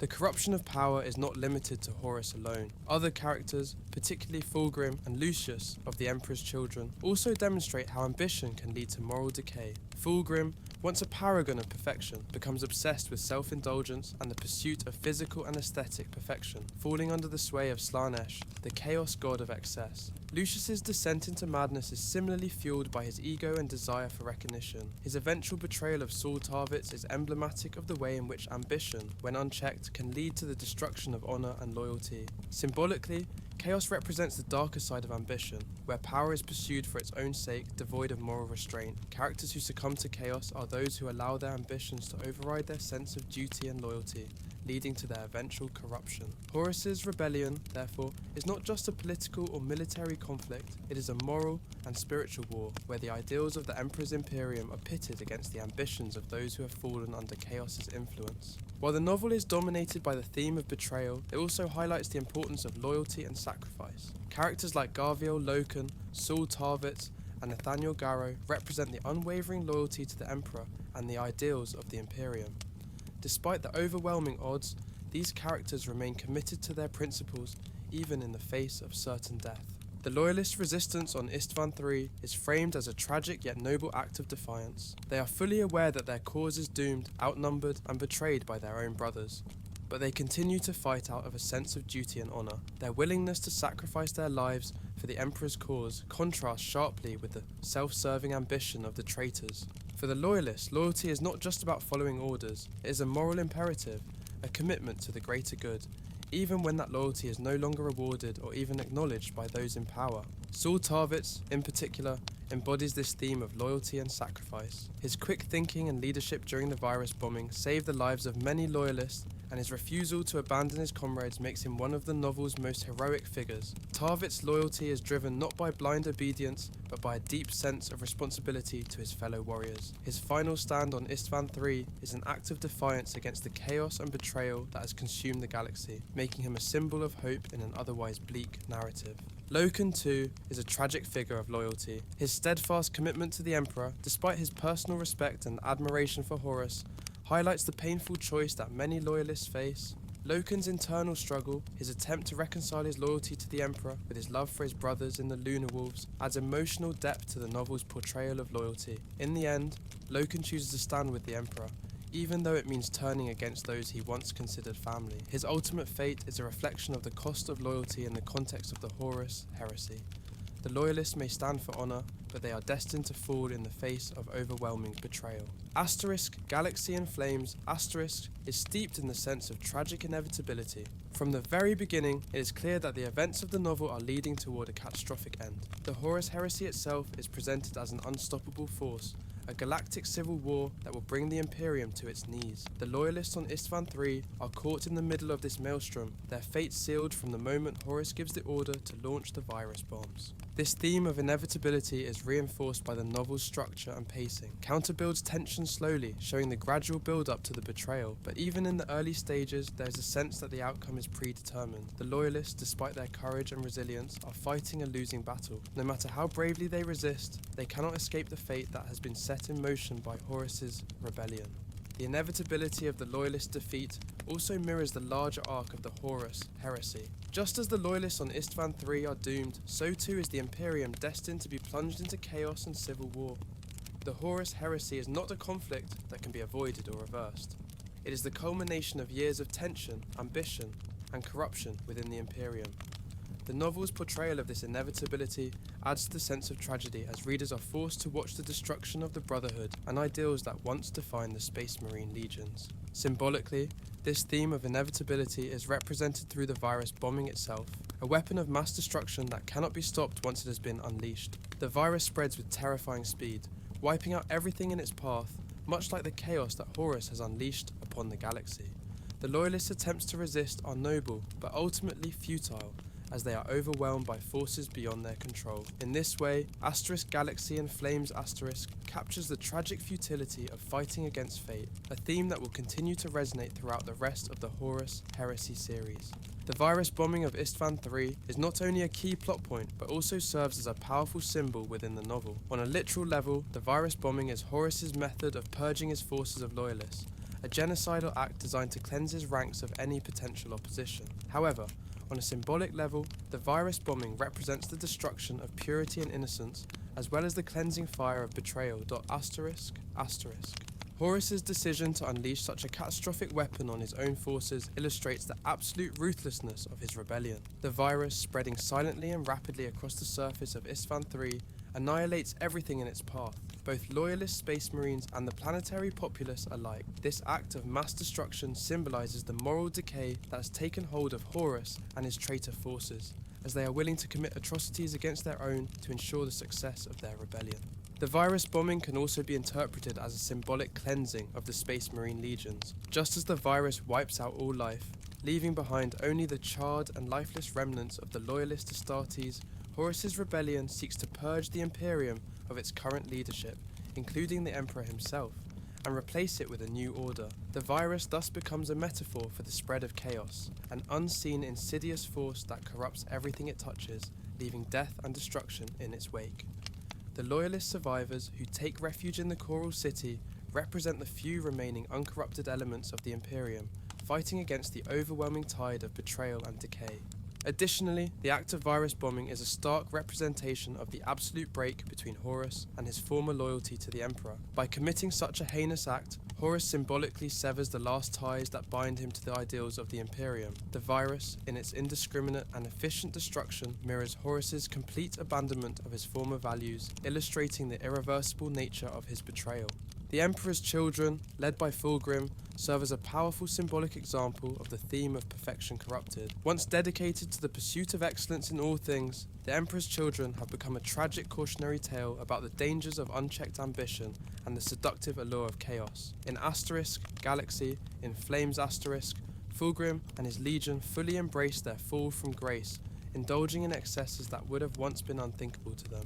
The Emperor's children's descent into madness is portrayed through characters like Saul Tarvitz, who remains true to the Emperor's ideals, and Lucius, who is consumed by his own vanity and desire for recognition. Fulgrim's influence on the Legion is seen in the way his warriors revel in violence and decadence during the Istvan III massacre. They no longer fight for honour or the Emperor, instead they fight for the pleasure of destruction, a reflection of their embrace of Slanesh, the chaos god of excess and indulgence. Symbolically, the Emperor's children represent the broader theme of corruption in the Horus Heresy. Their initial quest for perfection becomes twisted by chaos into an obsession with self-gratification and destruction. Fulgrim, once a paragon of beauty and discipline, is now a fallen Primarch whose pursuit of perfection has led him down a path of madness and ruin. The Legion's fall is a stark reminder that even the noblest of ideals can be perverted when ambition and pride are left unchecked. The contrast between Saul Tarvitz and Lucius further emphasises this theme. Tarvitz remains grounded in his duty and loyalty,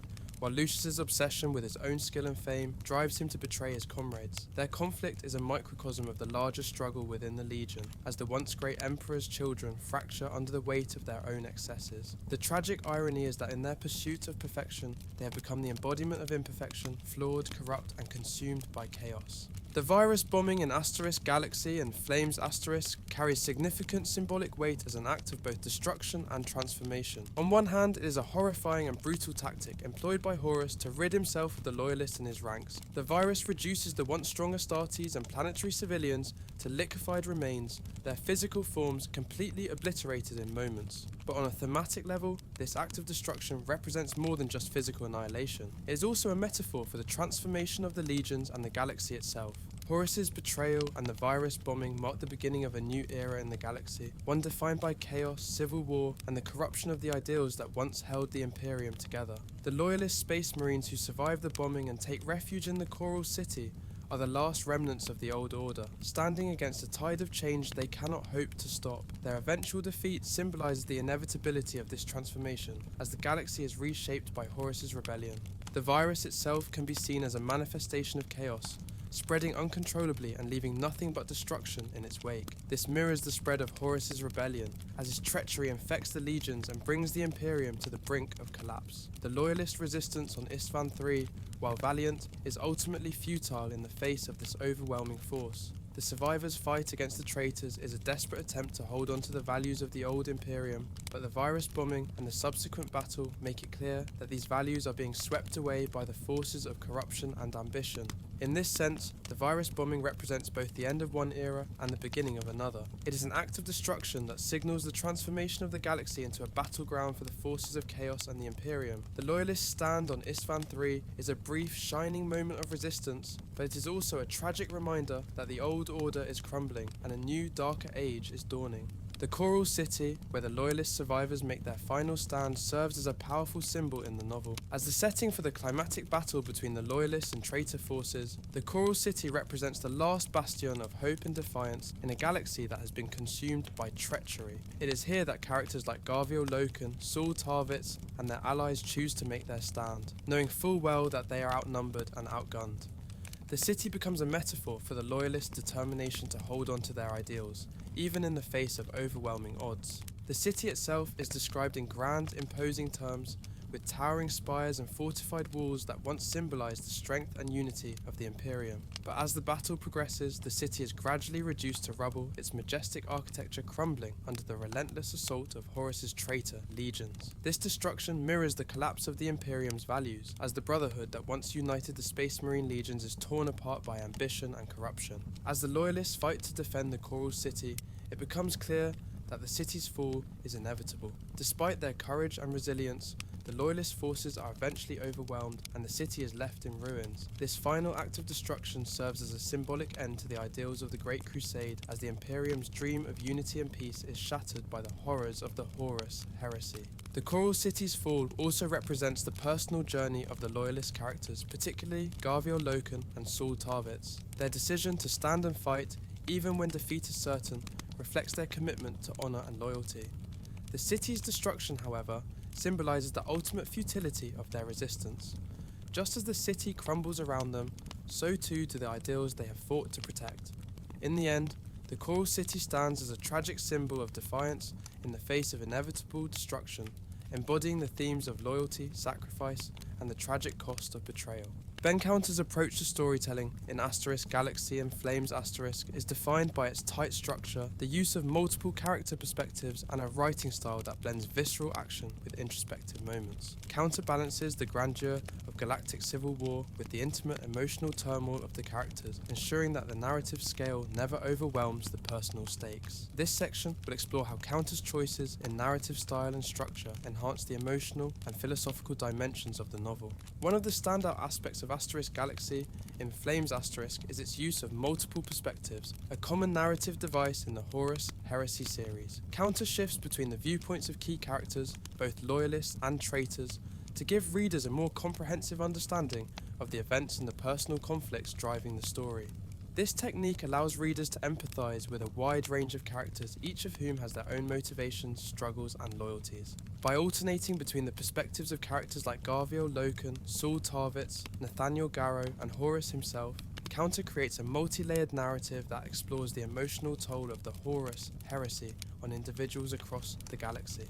The contrast between the loyalist and traitor viewpoints deepens the novel's central themes of betrayal and loyalty, as readers are able to see how each side rationalizes their actions. For example, through Horus's perspective, we see a leader who genuinely believes that his rebellion is necessary to save humanity from the Emperor's tyranny. His conviction is unsettling, as it forces readers to grapple with the moral ambiguity of his actions. While Horus's methods are brutal, his motivations are complex and not entirely villainous. He sees himself as a liberator, not a conqueror. In contrast, Garviel Loken's perspective offers a tragic view of loyalty and honor. Loken, ever the principled warrior, struggles to reconcile his love and respect for Horus with the horrifying reality of his Primarch's betrayal. This internal conflict is what drives Loken's arc throughout the novel, and Counter uses it to build tension as Loken slowly comes to terms with the fact that his once great leader has fallen into darkness. The shifting perspectives also serve to underscore the chaos and confusion of the Civil War, as characters are torn between their allegiances to their legions, their primarchs,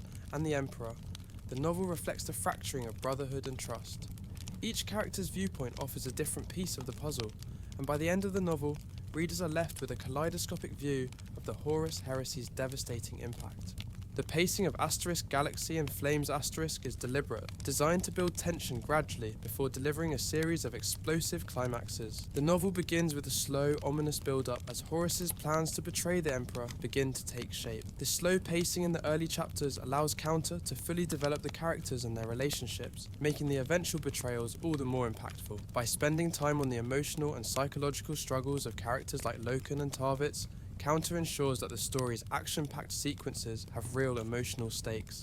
The early sections of the novel focus heavily on character development and the simmering tension within the legions. Counter introduces moments of doubt and suspicion, particularly from Loken and Tarvitz, who begin to sense that something is wrong with Horus's leadership. This slow build-up creates a sense of dread, as readers are aware that a catastrophic betrayal is coming, but the characters are not fully prepared for the scale of the treachery they will face. Once the virus bombing of Istvan III occurs, the pacing shifts dramatically. The novel moves into a frenetic, action-packed sequence as the Loyalists scramble to survive the attack and organise a resistance. Counter's descriptions of the virus bombing are fast-paced and vivid, emphasising the suddenness and brutality of Horus's betrayal. The shift in pacing mirrors the chaos of the battlefield, as the Loyalists are thrust into a desperate fight for survival. From this point onward, the novel maintains a relentless pace, with intense combat sequences and moments of high tension as the Loyalists defend the Coral City against overwhelming odds. However, even in these fast-paced sections, Counter does not lose sight of the emotional stakes. The pacing allows for moments of introspection, particularly from Loken, who reflects on the meaning of loyalty and the personal cost of fighting against his former brothers.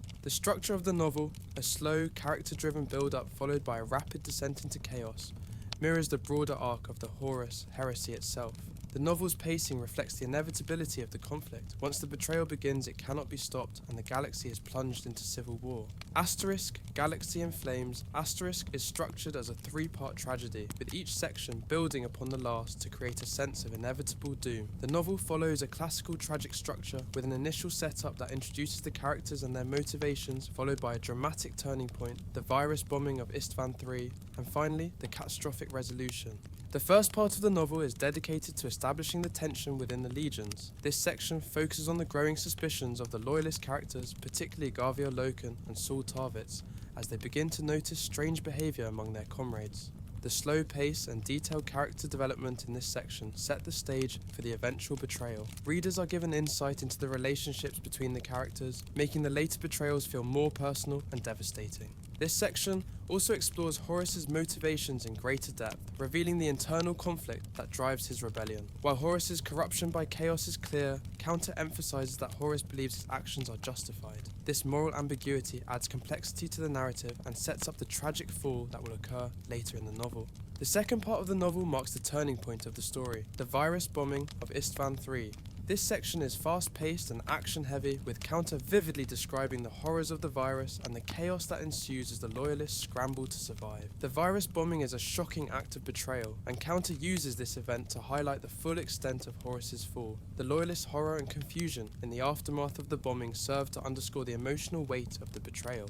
This section also introduces the key conflict of the novel, the loyalist resistance against the traitor forces. The survivors, led by Tarvitz and Loken, rally to defend the Coral City, even as they realise that their chances of victory are slim. The tension in this section is palpable, as the loyalists are constantly on the brink of annihilation. The third and final part of the novel is dedicated to the loyalists' last stand in the Coral City. This section is both action-packed and emotionally charged, as the loyalists fight a losing battle against their former brothers. Counter focuses on the personal sacrifices made by characters like Tarvitz and Loken, who are fully aware that they are fighting a doomed battle but choose to stand and fight regardless. The pacing in this section is relentless, mirroring the intensity of the battle. The structure of the novel, with its clear division into three parts, enhances the sense of inevitability that pervades the story. The virus bombing serves as the catalyst for the final collapse of the Brotherhood within the legions, and the Loyalists' final stand is a tragic but heroic effort to preserve the ideals of the Imperium.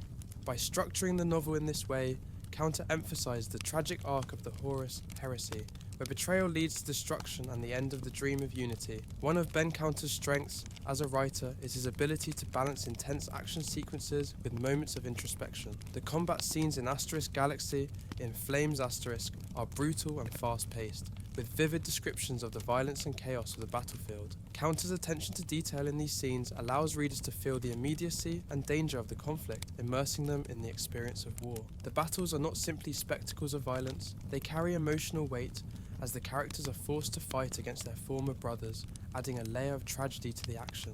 However, Counter also knows when to slow the pace and allow for moments of reflection. The characters often pause to consider the moral implications of their actions, particularly Loken and Tarvitz, who struggle with the emotional toll of fighting against their comrades. These moments of introspection are essential to the novel's emotional depth, as they give readers insight into the characters' internal struggles. For example, Loken's reflections on loyalty and betrayal are woven throughout the novel, creating a sense of internal conflict that mirrors the external conflict on the battlefield. His loyalty to Horus is deeply ingrained, but his commitment to the Emperor's ideals forces him to confront the painful reality of his Primarch's betrayal. These introspective moments add complexity to Loken's character and elevate the novel beyond a simple action story. By balancing action with introspection, Counter ensures that the novel remains engaging without sacrificing emotional depth. The action sequences are thrilling, but they are always grounded in the characters' personal stakes, making the battles feel more meaningful and tragic. The emotional climax of Asterisk Galaxy in Flames Asterisk occurs during the final confrontations between the Loyalist survivors and the traitor forces in the Coral City. These confrontations are not just physical battles, they are ideological and emotional showdowns that represent the final breaking point of the Brotherhood within the Legions. Loken's confrontation with Abaddon is particularly powerful, as it symbolises the complete collapse of the ideals that once united the Lunar Wolves. Abaddon, now fully aligned with Horus and the forces of chaos, taunts Loken for his loyalty to the Emperor, mocking him for clinging to outdated notions of honour and duty. This confrontation is not just a physical battle, but a clash of ideologies, Loken, representing loyalty in the Old Order, versus Abaddon, who has embraced the new chaotic vision of the galaxy. Counter's handling of these final confrontations is masterful, as he uses them to explore the emotional consequences of betrayal and the personal cost of standing by one's principles. The Loyalists, particularly Loken and Tarvitz, are fully aware that they are fighting a losing battle, but they choose to stand and fight anyway. This sense of doomed heroism gives the novel its emotional weight, as readers witness the tragic fall of characters who remain true to their ideals even in the face of certain death. The final stand in the Coral City serves as the emotional and thematic culmination of the novel. It represents the last vestige of resistance against Horus's rebellion and the final desperate attempt to preserve the ideals of the Imperium. The Loyalist defeat is inevitable, but their sacrifice is portrayed as noble and heroic, underscoring the tragic cost of loyalty in a galaxy torn apart by ambition and betrayal. Galaxy in Flames holds a crucial place within the Horus Heresy series, serving as the tipping point where Horus's betrayal is fully realized and the galaxy is plunged into civil war. As the third book in the Horus Heresy series, it picks up where Horus Rising and False Gods leave off, bringing the carefully laid groundwork of Horus's corruption to a devastating conclusion. In this novel, Ben Counter doesn't just explore the personal impacts of Horus's betrayal, he also expands the narrative scope to illustrate the larger consequences of this treachery for the Imperium and the Astartes legions. The novel's events, particularly the Istvan III massacre, serve as a watershed moment in the Horus Heresy, marking the beginning of Horus's open rebellion against the Emperor and the shattering of the Brotherhood that once united the Space Marine legions. The consequences of this betrayal resonate throughout the remainder of the Horus Heresy series, as the Imperium is torn apart by civil war and the Primarchs themselves are forced to choose sides in the conflict. In the broader context of the Horus Heresy, the Istvan III massacre is one of the most significant events in the entire series, and Galaxy in Flames is the novel that chronicles this pivotal moment. The Istvan III campaign is the first open act of rebellion by Horus and his traitor legions, as they unleash a viral bombardment on their own forces in an attempt to purge loyalist elements from their ranks. This event marks the point of no return for Horus and his followers, solidifying their break from the Emperor and setting the stage for the full-scale civil war that will consume the galaxy. The importance of Istvan III cannot be overstated, as it is the first time the traitor legions openly turn against their loyalist brothers. Prior to this, Horus's corruption was largely hidden, with only a few individuals, such as Garviel Loken and Saul Tarvitz, beginning to suspect that something was amiss. The virus bombing and subsequent battle on Istvan III, however, make Horus's intentions clear to all. It is here that the lines are drawn and the loyalist Astartes are forced to confront the horrifying reality that their beloved Warmaster has betrayed them. Ben Counter's depiction of the Istvan III massacre highlights the emotional and psychological devastation wrought by this betrayal. For the loyalists who survived the virus bombing, the realization that they have been abandoned and betrayed by their Primarch is a moment of profound disillusionment. Characters like Loken and Tarvitz, who have spent their entire lives fighting for the Emperor and the ideals of the Great Crusade, are suddenly thrust into a nightmare where their former comrades have become their enemies. This sense of betrayal is central to the emotional core of the novel and is a theme that will continue to resonate throughout the rest of the Horus Heresy series. In terms of the larger narrative of the Horus Heresy, the Istvan III massacre serves as the catalyst for the events that follow. The open rebellion on Istvan III is what alerts the Emperor and the loyalist Primarchs to the threat posed by Horus, and it is this act that sparks the full-scale civil war that will engulf the galaxy. In this sense, Galaxy in Flames can be seen as the true beginning of the Horus Heresy, as it is the moment when Horus's treachery is revealed to the wider Imperium. Another key element of Galaxy in Flames is its exploration of the descent of the traitor legions into madness, chaos, and corruption. The novel focuses on three main traitor legions: the Sons of Horus, formerly the Lunar Wolves, the World Eaters, and the Emperor's Children, all of whom play critical roles in the broader narrative of the Horus Heresy. The Sons of Horus, led by the Warmaster himself, are at the center of the rebellion. In Galaxy in Flames we witness the final stages of their transformation from the noble Lunar Wolves into the ruthless and corrupted Sons of Horus. This transformation is symbolized by characters like Ezekiel Abaddon, who fully embrace Horus's new vision and cast aside the loyalty and brotherhood that once defined their legion. Abaddon's confrontation with Loken serves as a microcosm of the larger ideological split within the legions, as loyalty to the Emperor is replaced by loyalty to Horus and his ambitions. The novel also explores the psychological impact of Horus's betrayal on his own forces. Many of the sons of Horus are still grappling with the realization that their Primarch has turned against the Emperor, and this internal conflict adds depth to the novel's portrayal of the traitor legions. Characters like Loken, who remain loyal to the Emperor, represent the last vestiges of the Lunar Wolf's former honour, while Abaddon and the other traitors symbolize the Legion's descent into darkness. The World Eaters, led by the bloodthirsty Primarch Angron, are depicted as one of the most violent and chaotic of the traitor legions. Their role in the Istvan III massacre is characterized by unrestrained brutality as they revel in the slaughter of their former brothers. Angron's influence on his legion is evident in their embrace of mindless violence and destruction, and Counter uses the World Eaters to illustrate the more extreme elements of Chaos's corruptive power. The World Eaters' participation in the massacre highlights the breakdown of discipline and honour within the traitor legions. Once proud warriors, they have become little more than berserk killers, driven by bloodlust and hatred. This degeneration is a key theme in the Horus Heresy series, as it shows how the once noble ideals of the Space Marine legions are twisted and destroyed by chaos. The Emperor's children, led by Fulgrim, represent a different kind of corruption, one rooted in the pursuit of perfection and excess. In Asterisk Galaxy and Flames Asterisk, we see the early stages of the Emperor's children's fall to Slanesh, the chaos god of excess and decadence. Fulgrim's obsession with achieving perfection has already begun to corrupt his legion, and characters like Lucius, the Eternal, exemplify this descent into madness.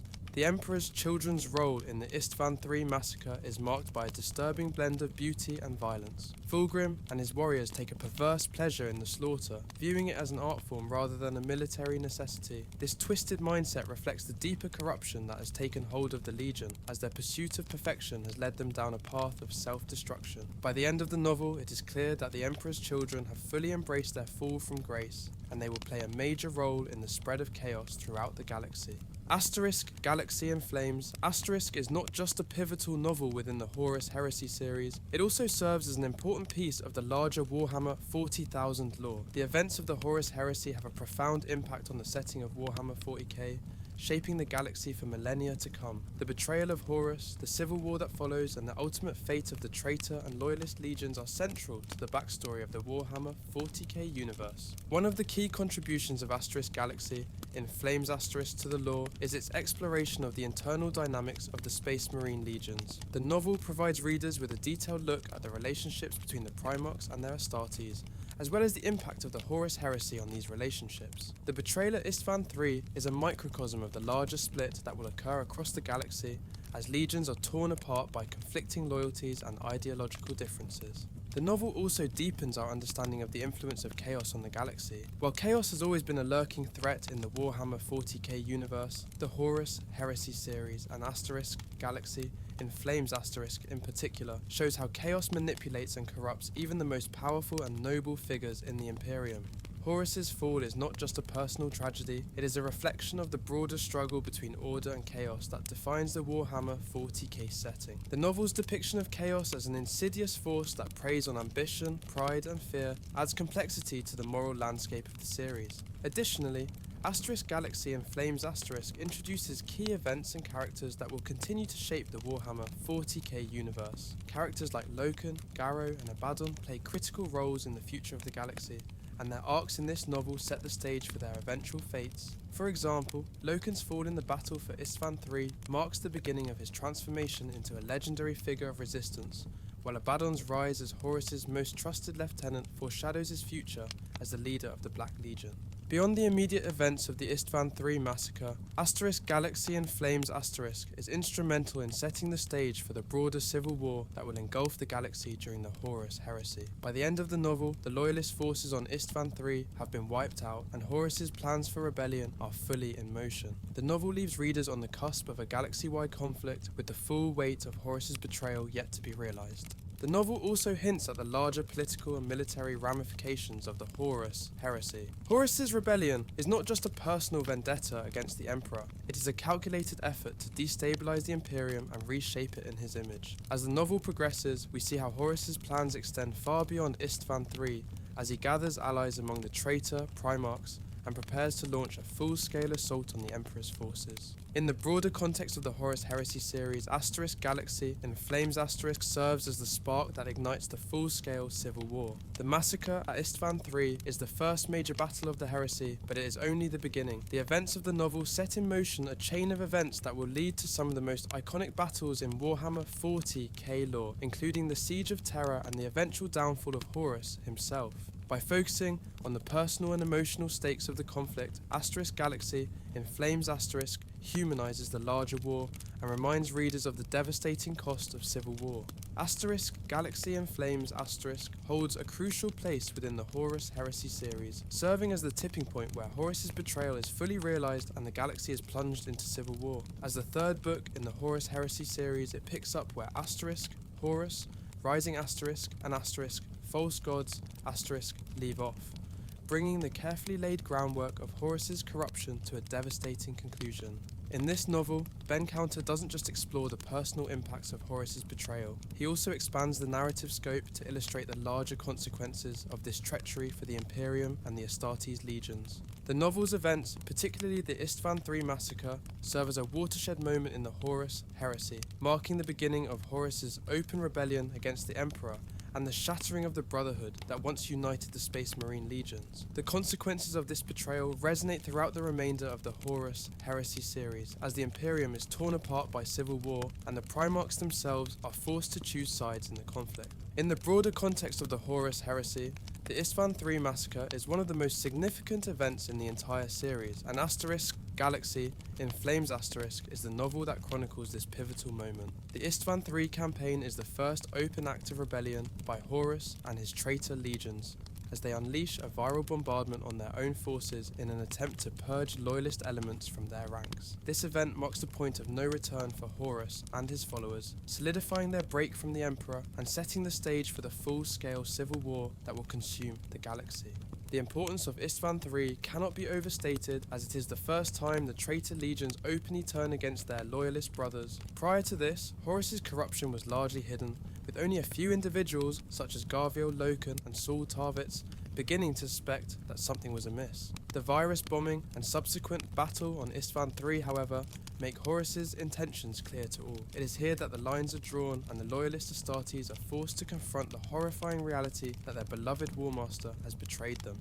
Ben Counter's depiction of the Istvan III massacre highlights the emotional and psychological devastation wrought by this betrayal. For the loyalists who survived the virus bombing, the realization that they have been abandoned and betrayed by their Primarch is a moment of profound disillusionment. Characters like Loken and Tarvitz, who have spent their entire lives fighting for the Emperor and the ideals of the Great Crusade, are suddenly thrust into a nightmare where their former comrades have become their enemies. This sense of betrayal is central to the emotional core of the novel and is a theme that will continue to resonate throughout the rest of the Horus Heresy series. In terms of the larger narrative of the Horus Heresy, the Istvan III massacre serves as the catalyst for the events that follow. The open rebellion on Istvan III is what alerts the Emperor and the loyalist Primarchs to the threat posed by Horus, and it is this act that sparks the full-scale civil war that will engulf the galaxy. In this sense, Galaxy and Flames can be seen as the true beginning of the Horus Heresy, as it is the moment when Horus's treachery is revealed to the wider Imperium.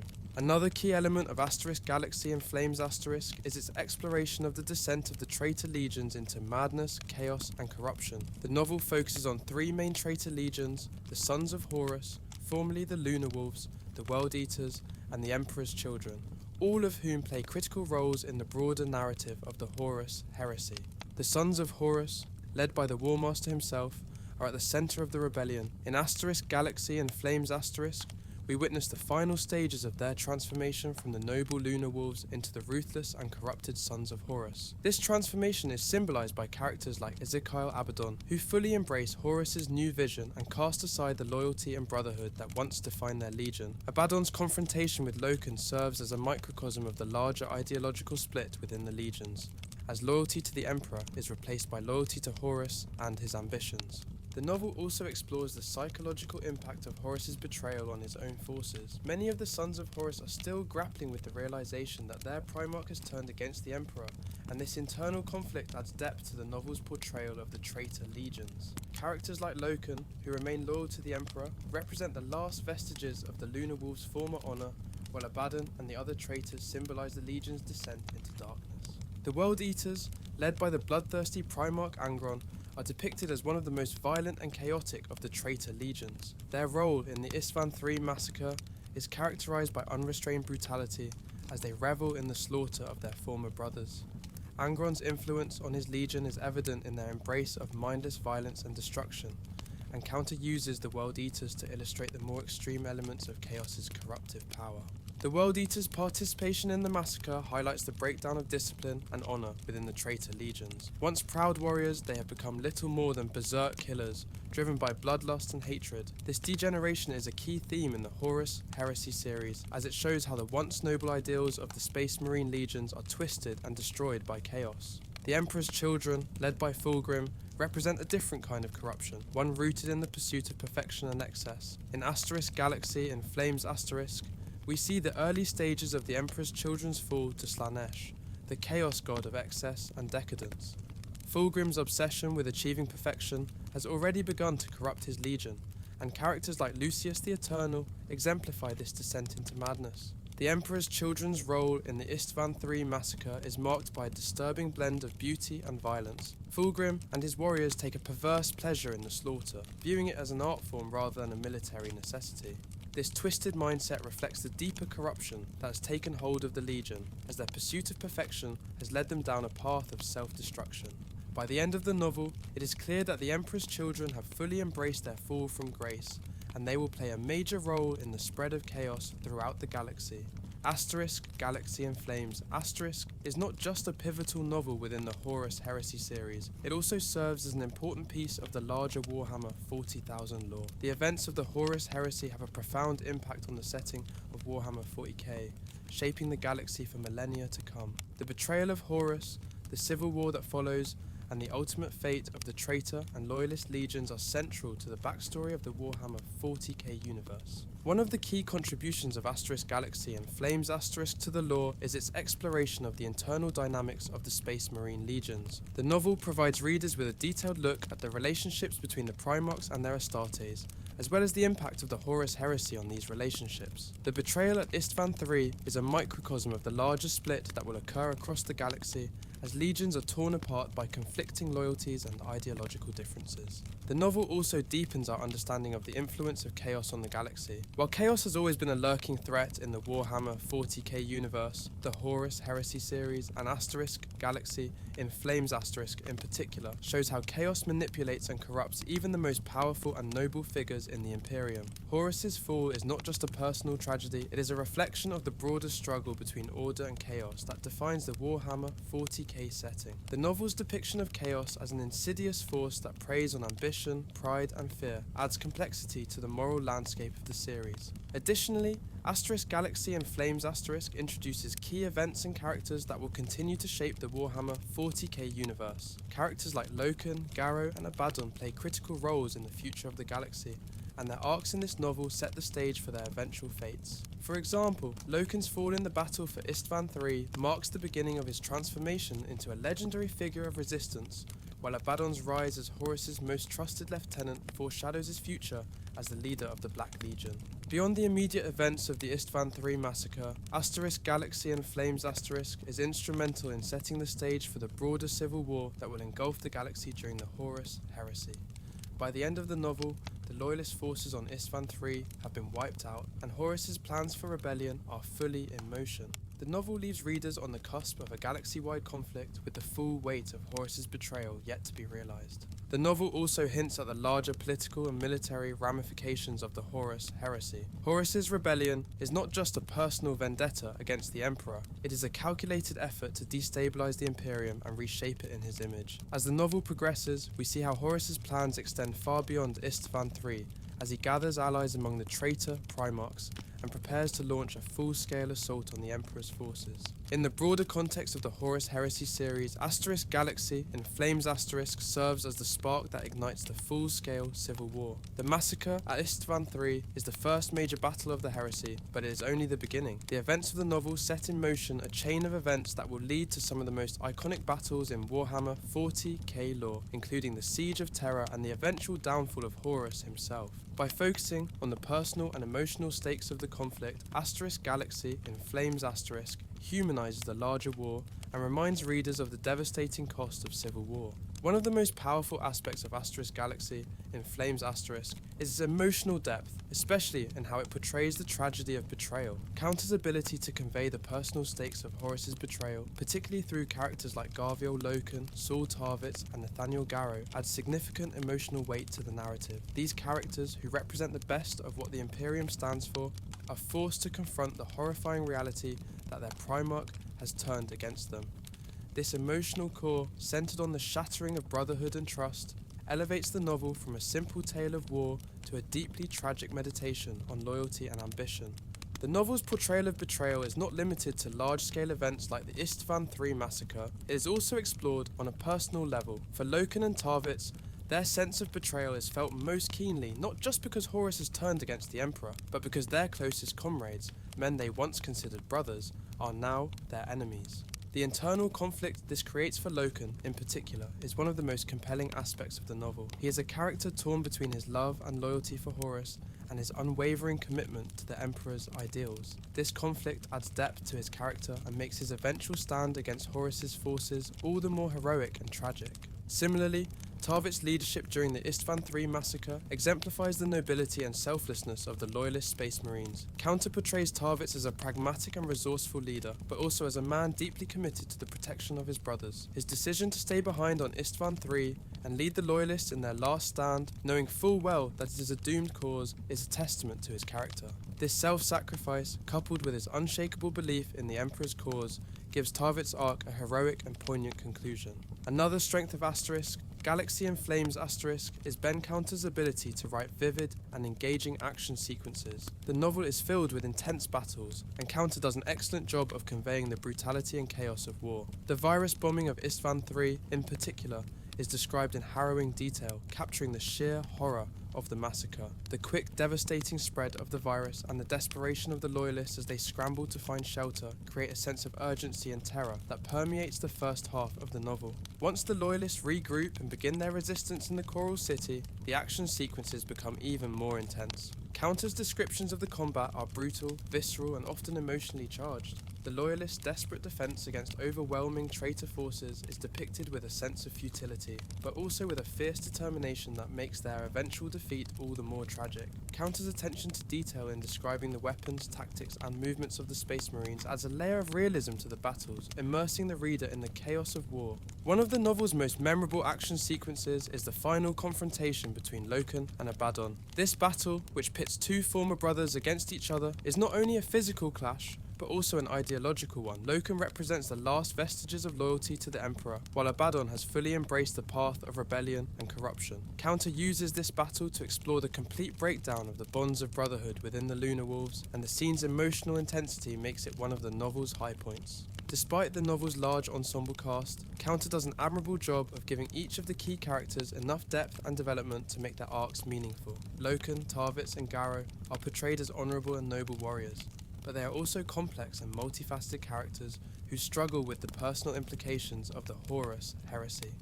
Their internal conflicts, particularly Loken's, are well drawn and add emotional weight to the story. Even the traitor characters, such as Horus, Fulgrim, and Abaddon, are given enough nuance to prevent them from being one-dimensional villains. Horus's motivations are complex. While he has clearly been corrupted by chaos, he genuinely believes that his rebellion is for the greater good. This moral ambiguity makes Horus a tragic figure, as he's not driven solely by greed or power, but by a distorted vision of what is best for humanity. Counter's portrayal of Horus as a fallen hero adds layers to the story and prevents the novel from descending into a simple good versus evil narrative. Abaddon's character, though more ruthless and aggressive, also reflects the broader themes of loyalty and betrayal. His rejection of Loken's loyalty to the Emperor and his embrace of Horus's new vision reflect the ideological split that has fractured the Legion. Abaddon's willingness to sacrifice his former brothers for the sake of his newfound cause adds a chilling dimension to his character and sets him up as one of the series' most formidable antagonists. One of the most striking aspects of Galaxy and Flames is its exploration of the ideological conflict at the heart of the Horus Heresy. The novel delves into the tension between loyalty to the Emperor and loyalty to the Primarchs, particularly through the characters of Loken and Tarvitz. These characters are caught between their devotion to the Emperor's vision for humanity and their personal loyalty to their Primarchs, who have turned against that vision.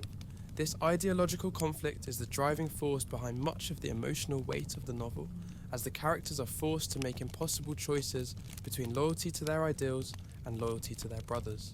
Counter does an excellent job of highlighting the tragic consequences of this ideological split. The battles on Istvan III are not simply military engagements, they are a manifestation of the larger philosophical and moral divide within the legions. The virus bombing and the subsequent clashes between loyalists and traitors symbolise the collapse of the unity that once defined the Space Marines, and the novel's focus on the personal ramifications of this collapse adds depth to the story. One potential critique of Galaxy in Flames is that its plot progression is somewhat predictable, particularly for readers familiar with the broader lore of the Horus Heresy. The novel follows a fairly straightforward trajectory, moving from the build-up to the Istvan III massacre to the Loyalists' final stand in the Coral City. For those who are well versed in Warhammer 40,000 history, the outcome of the story is already known. Istvan III is a tragic failure for the Loyalists, and the traitors ultimately prevail.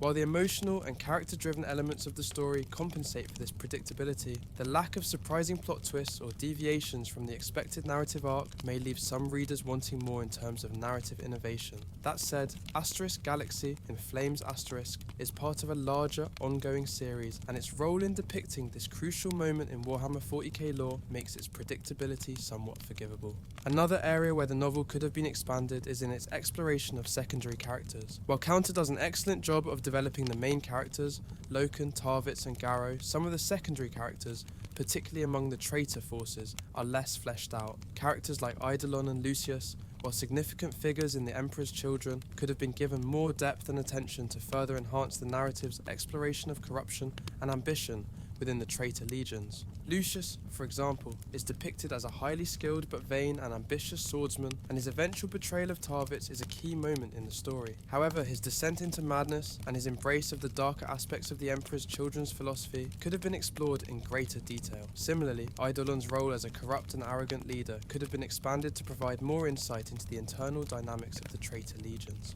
While Galaxy in Flames focuses on the Istvan III massacre and the personal struggles of the Loyalists, some readers may feel that the scope of the story is somewhat limited in comparison to the broader galactic conflict of the Horus Heresy. The novel is primarily concerned with the events on Istvan III, and while this is an important moment in the series, it is just one part of the larger rebellion.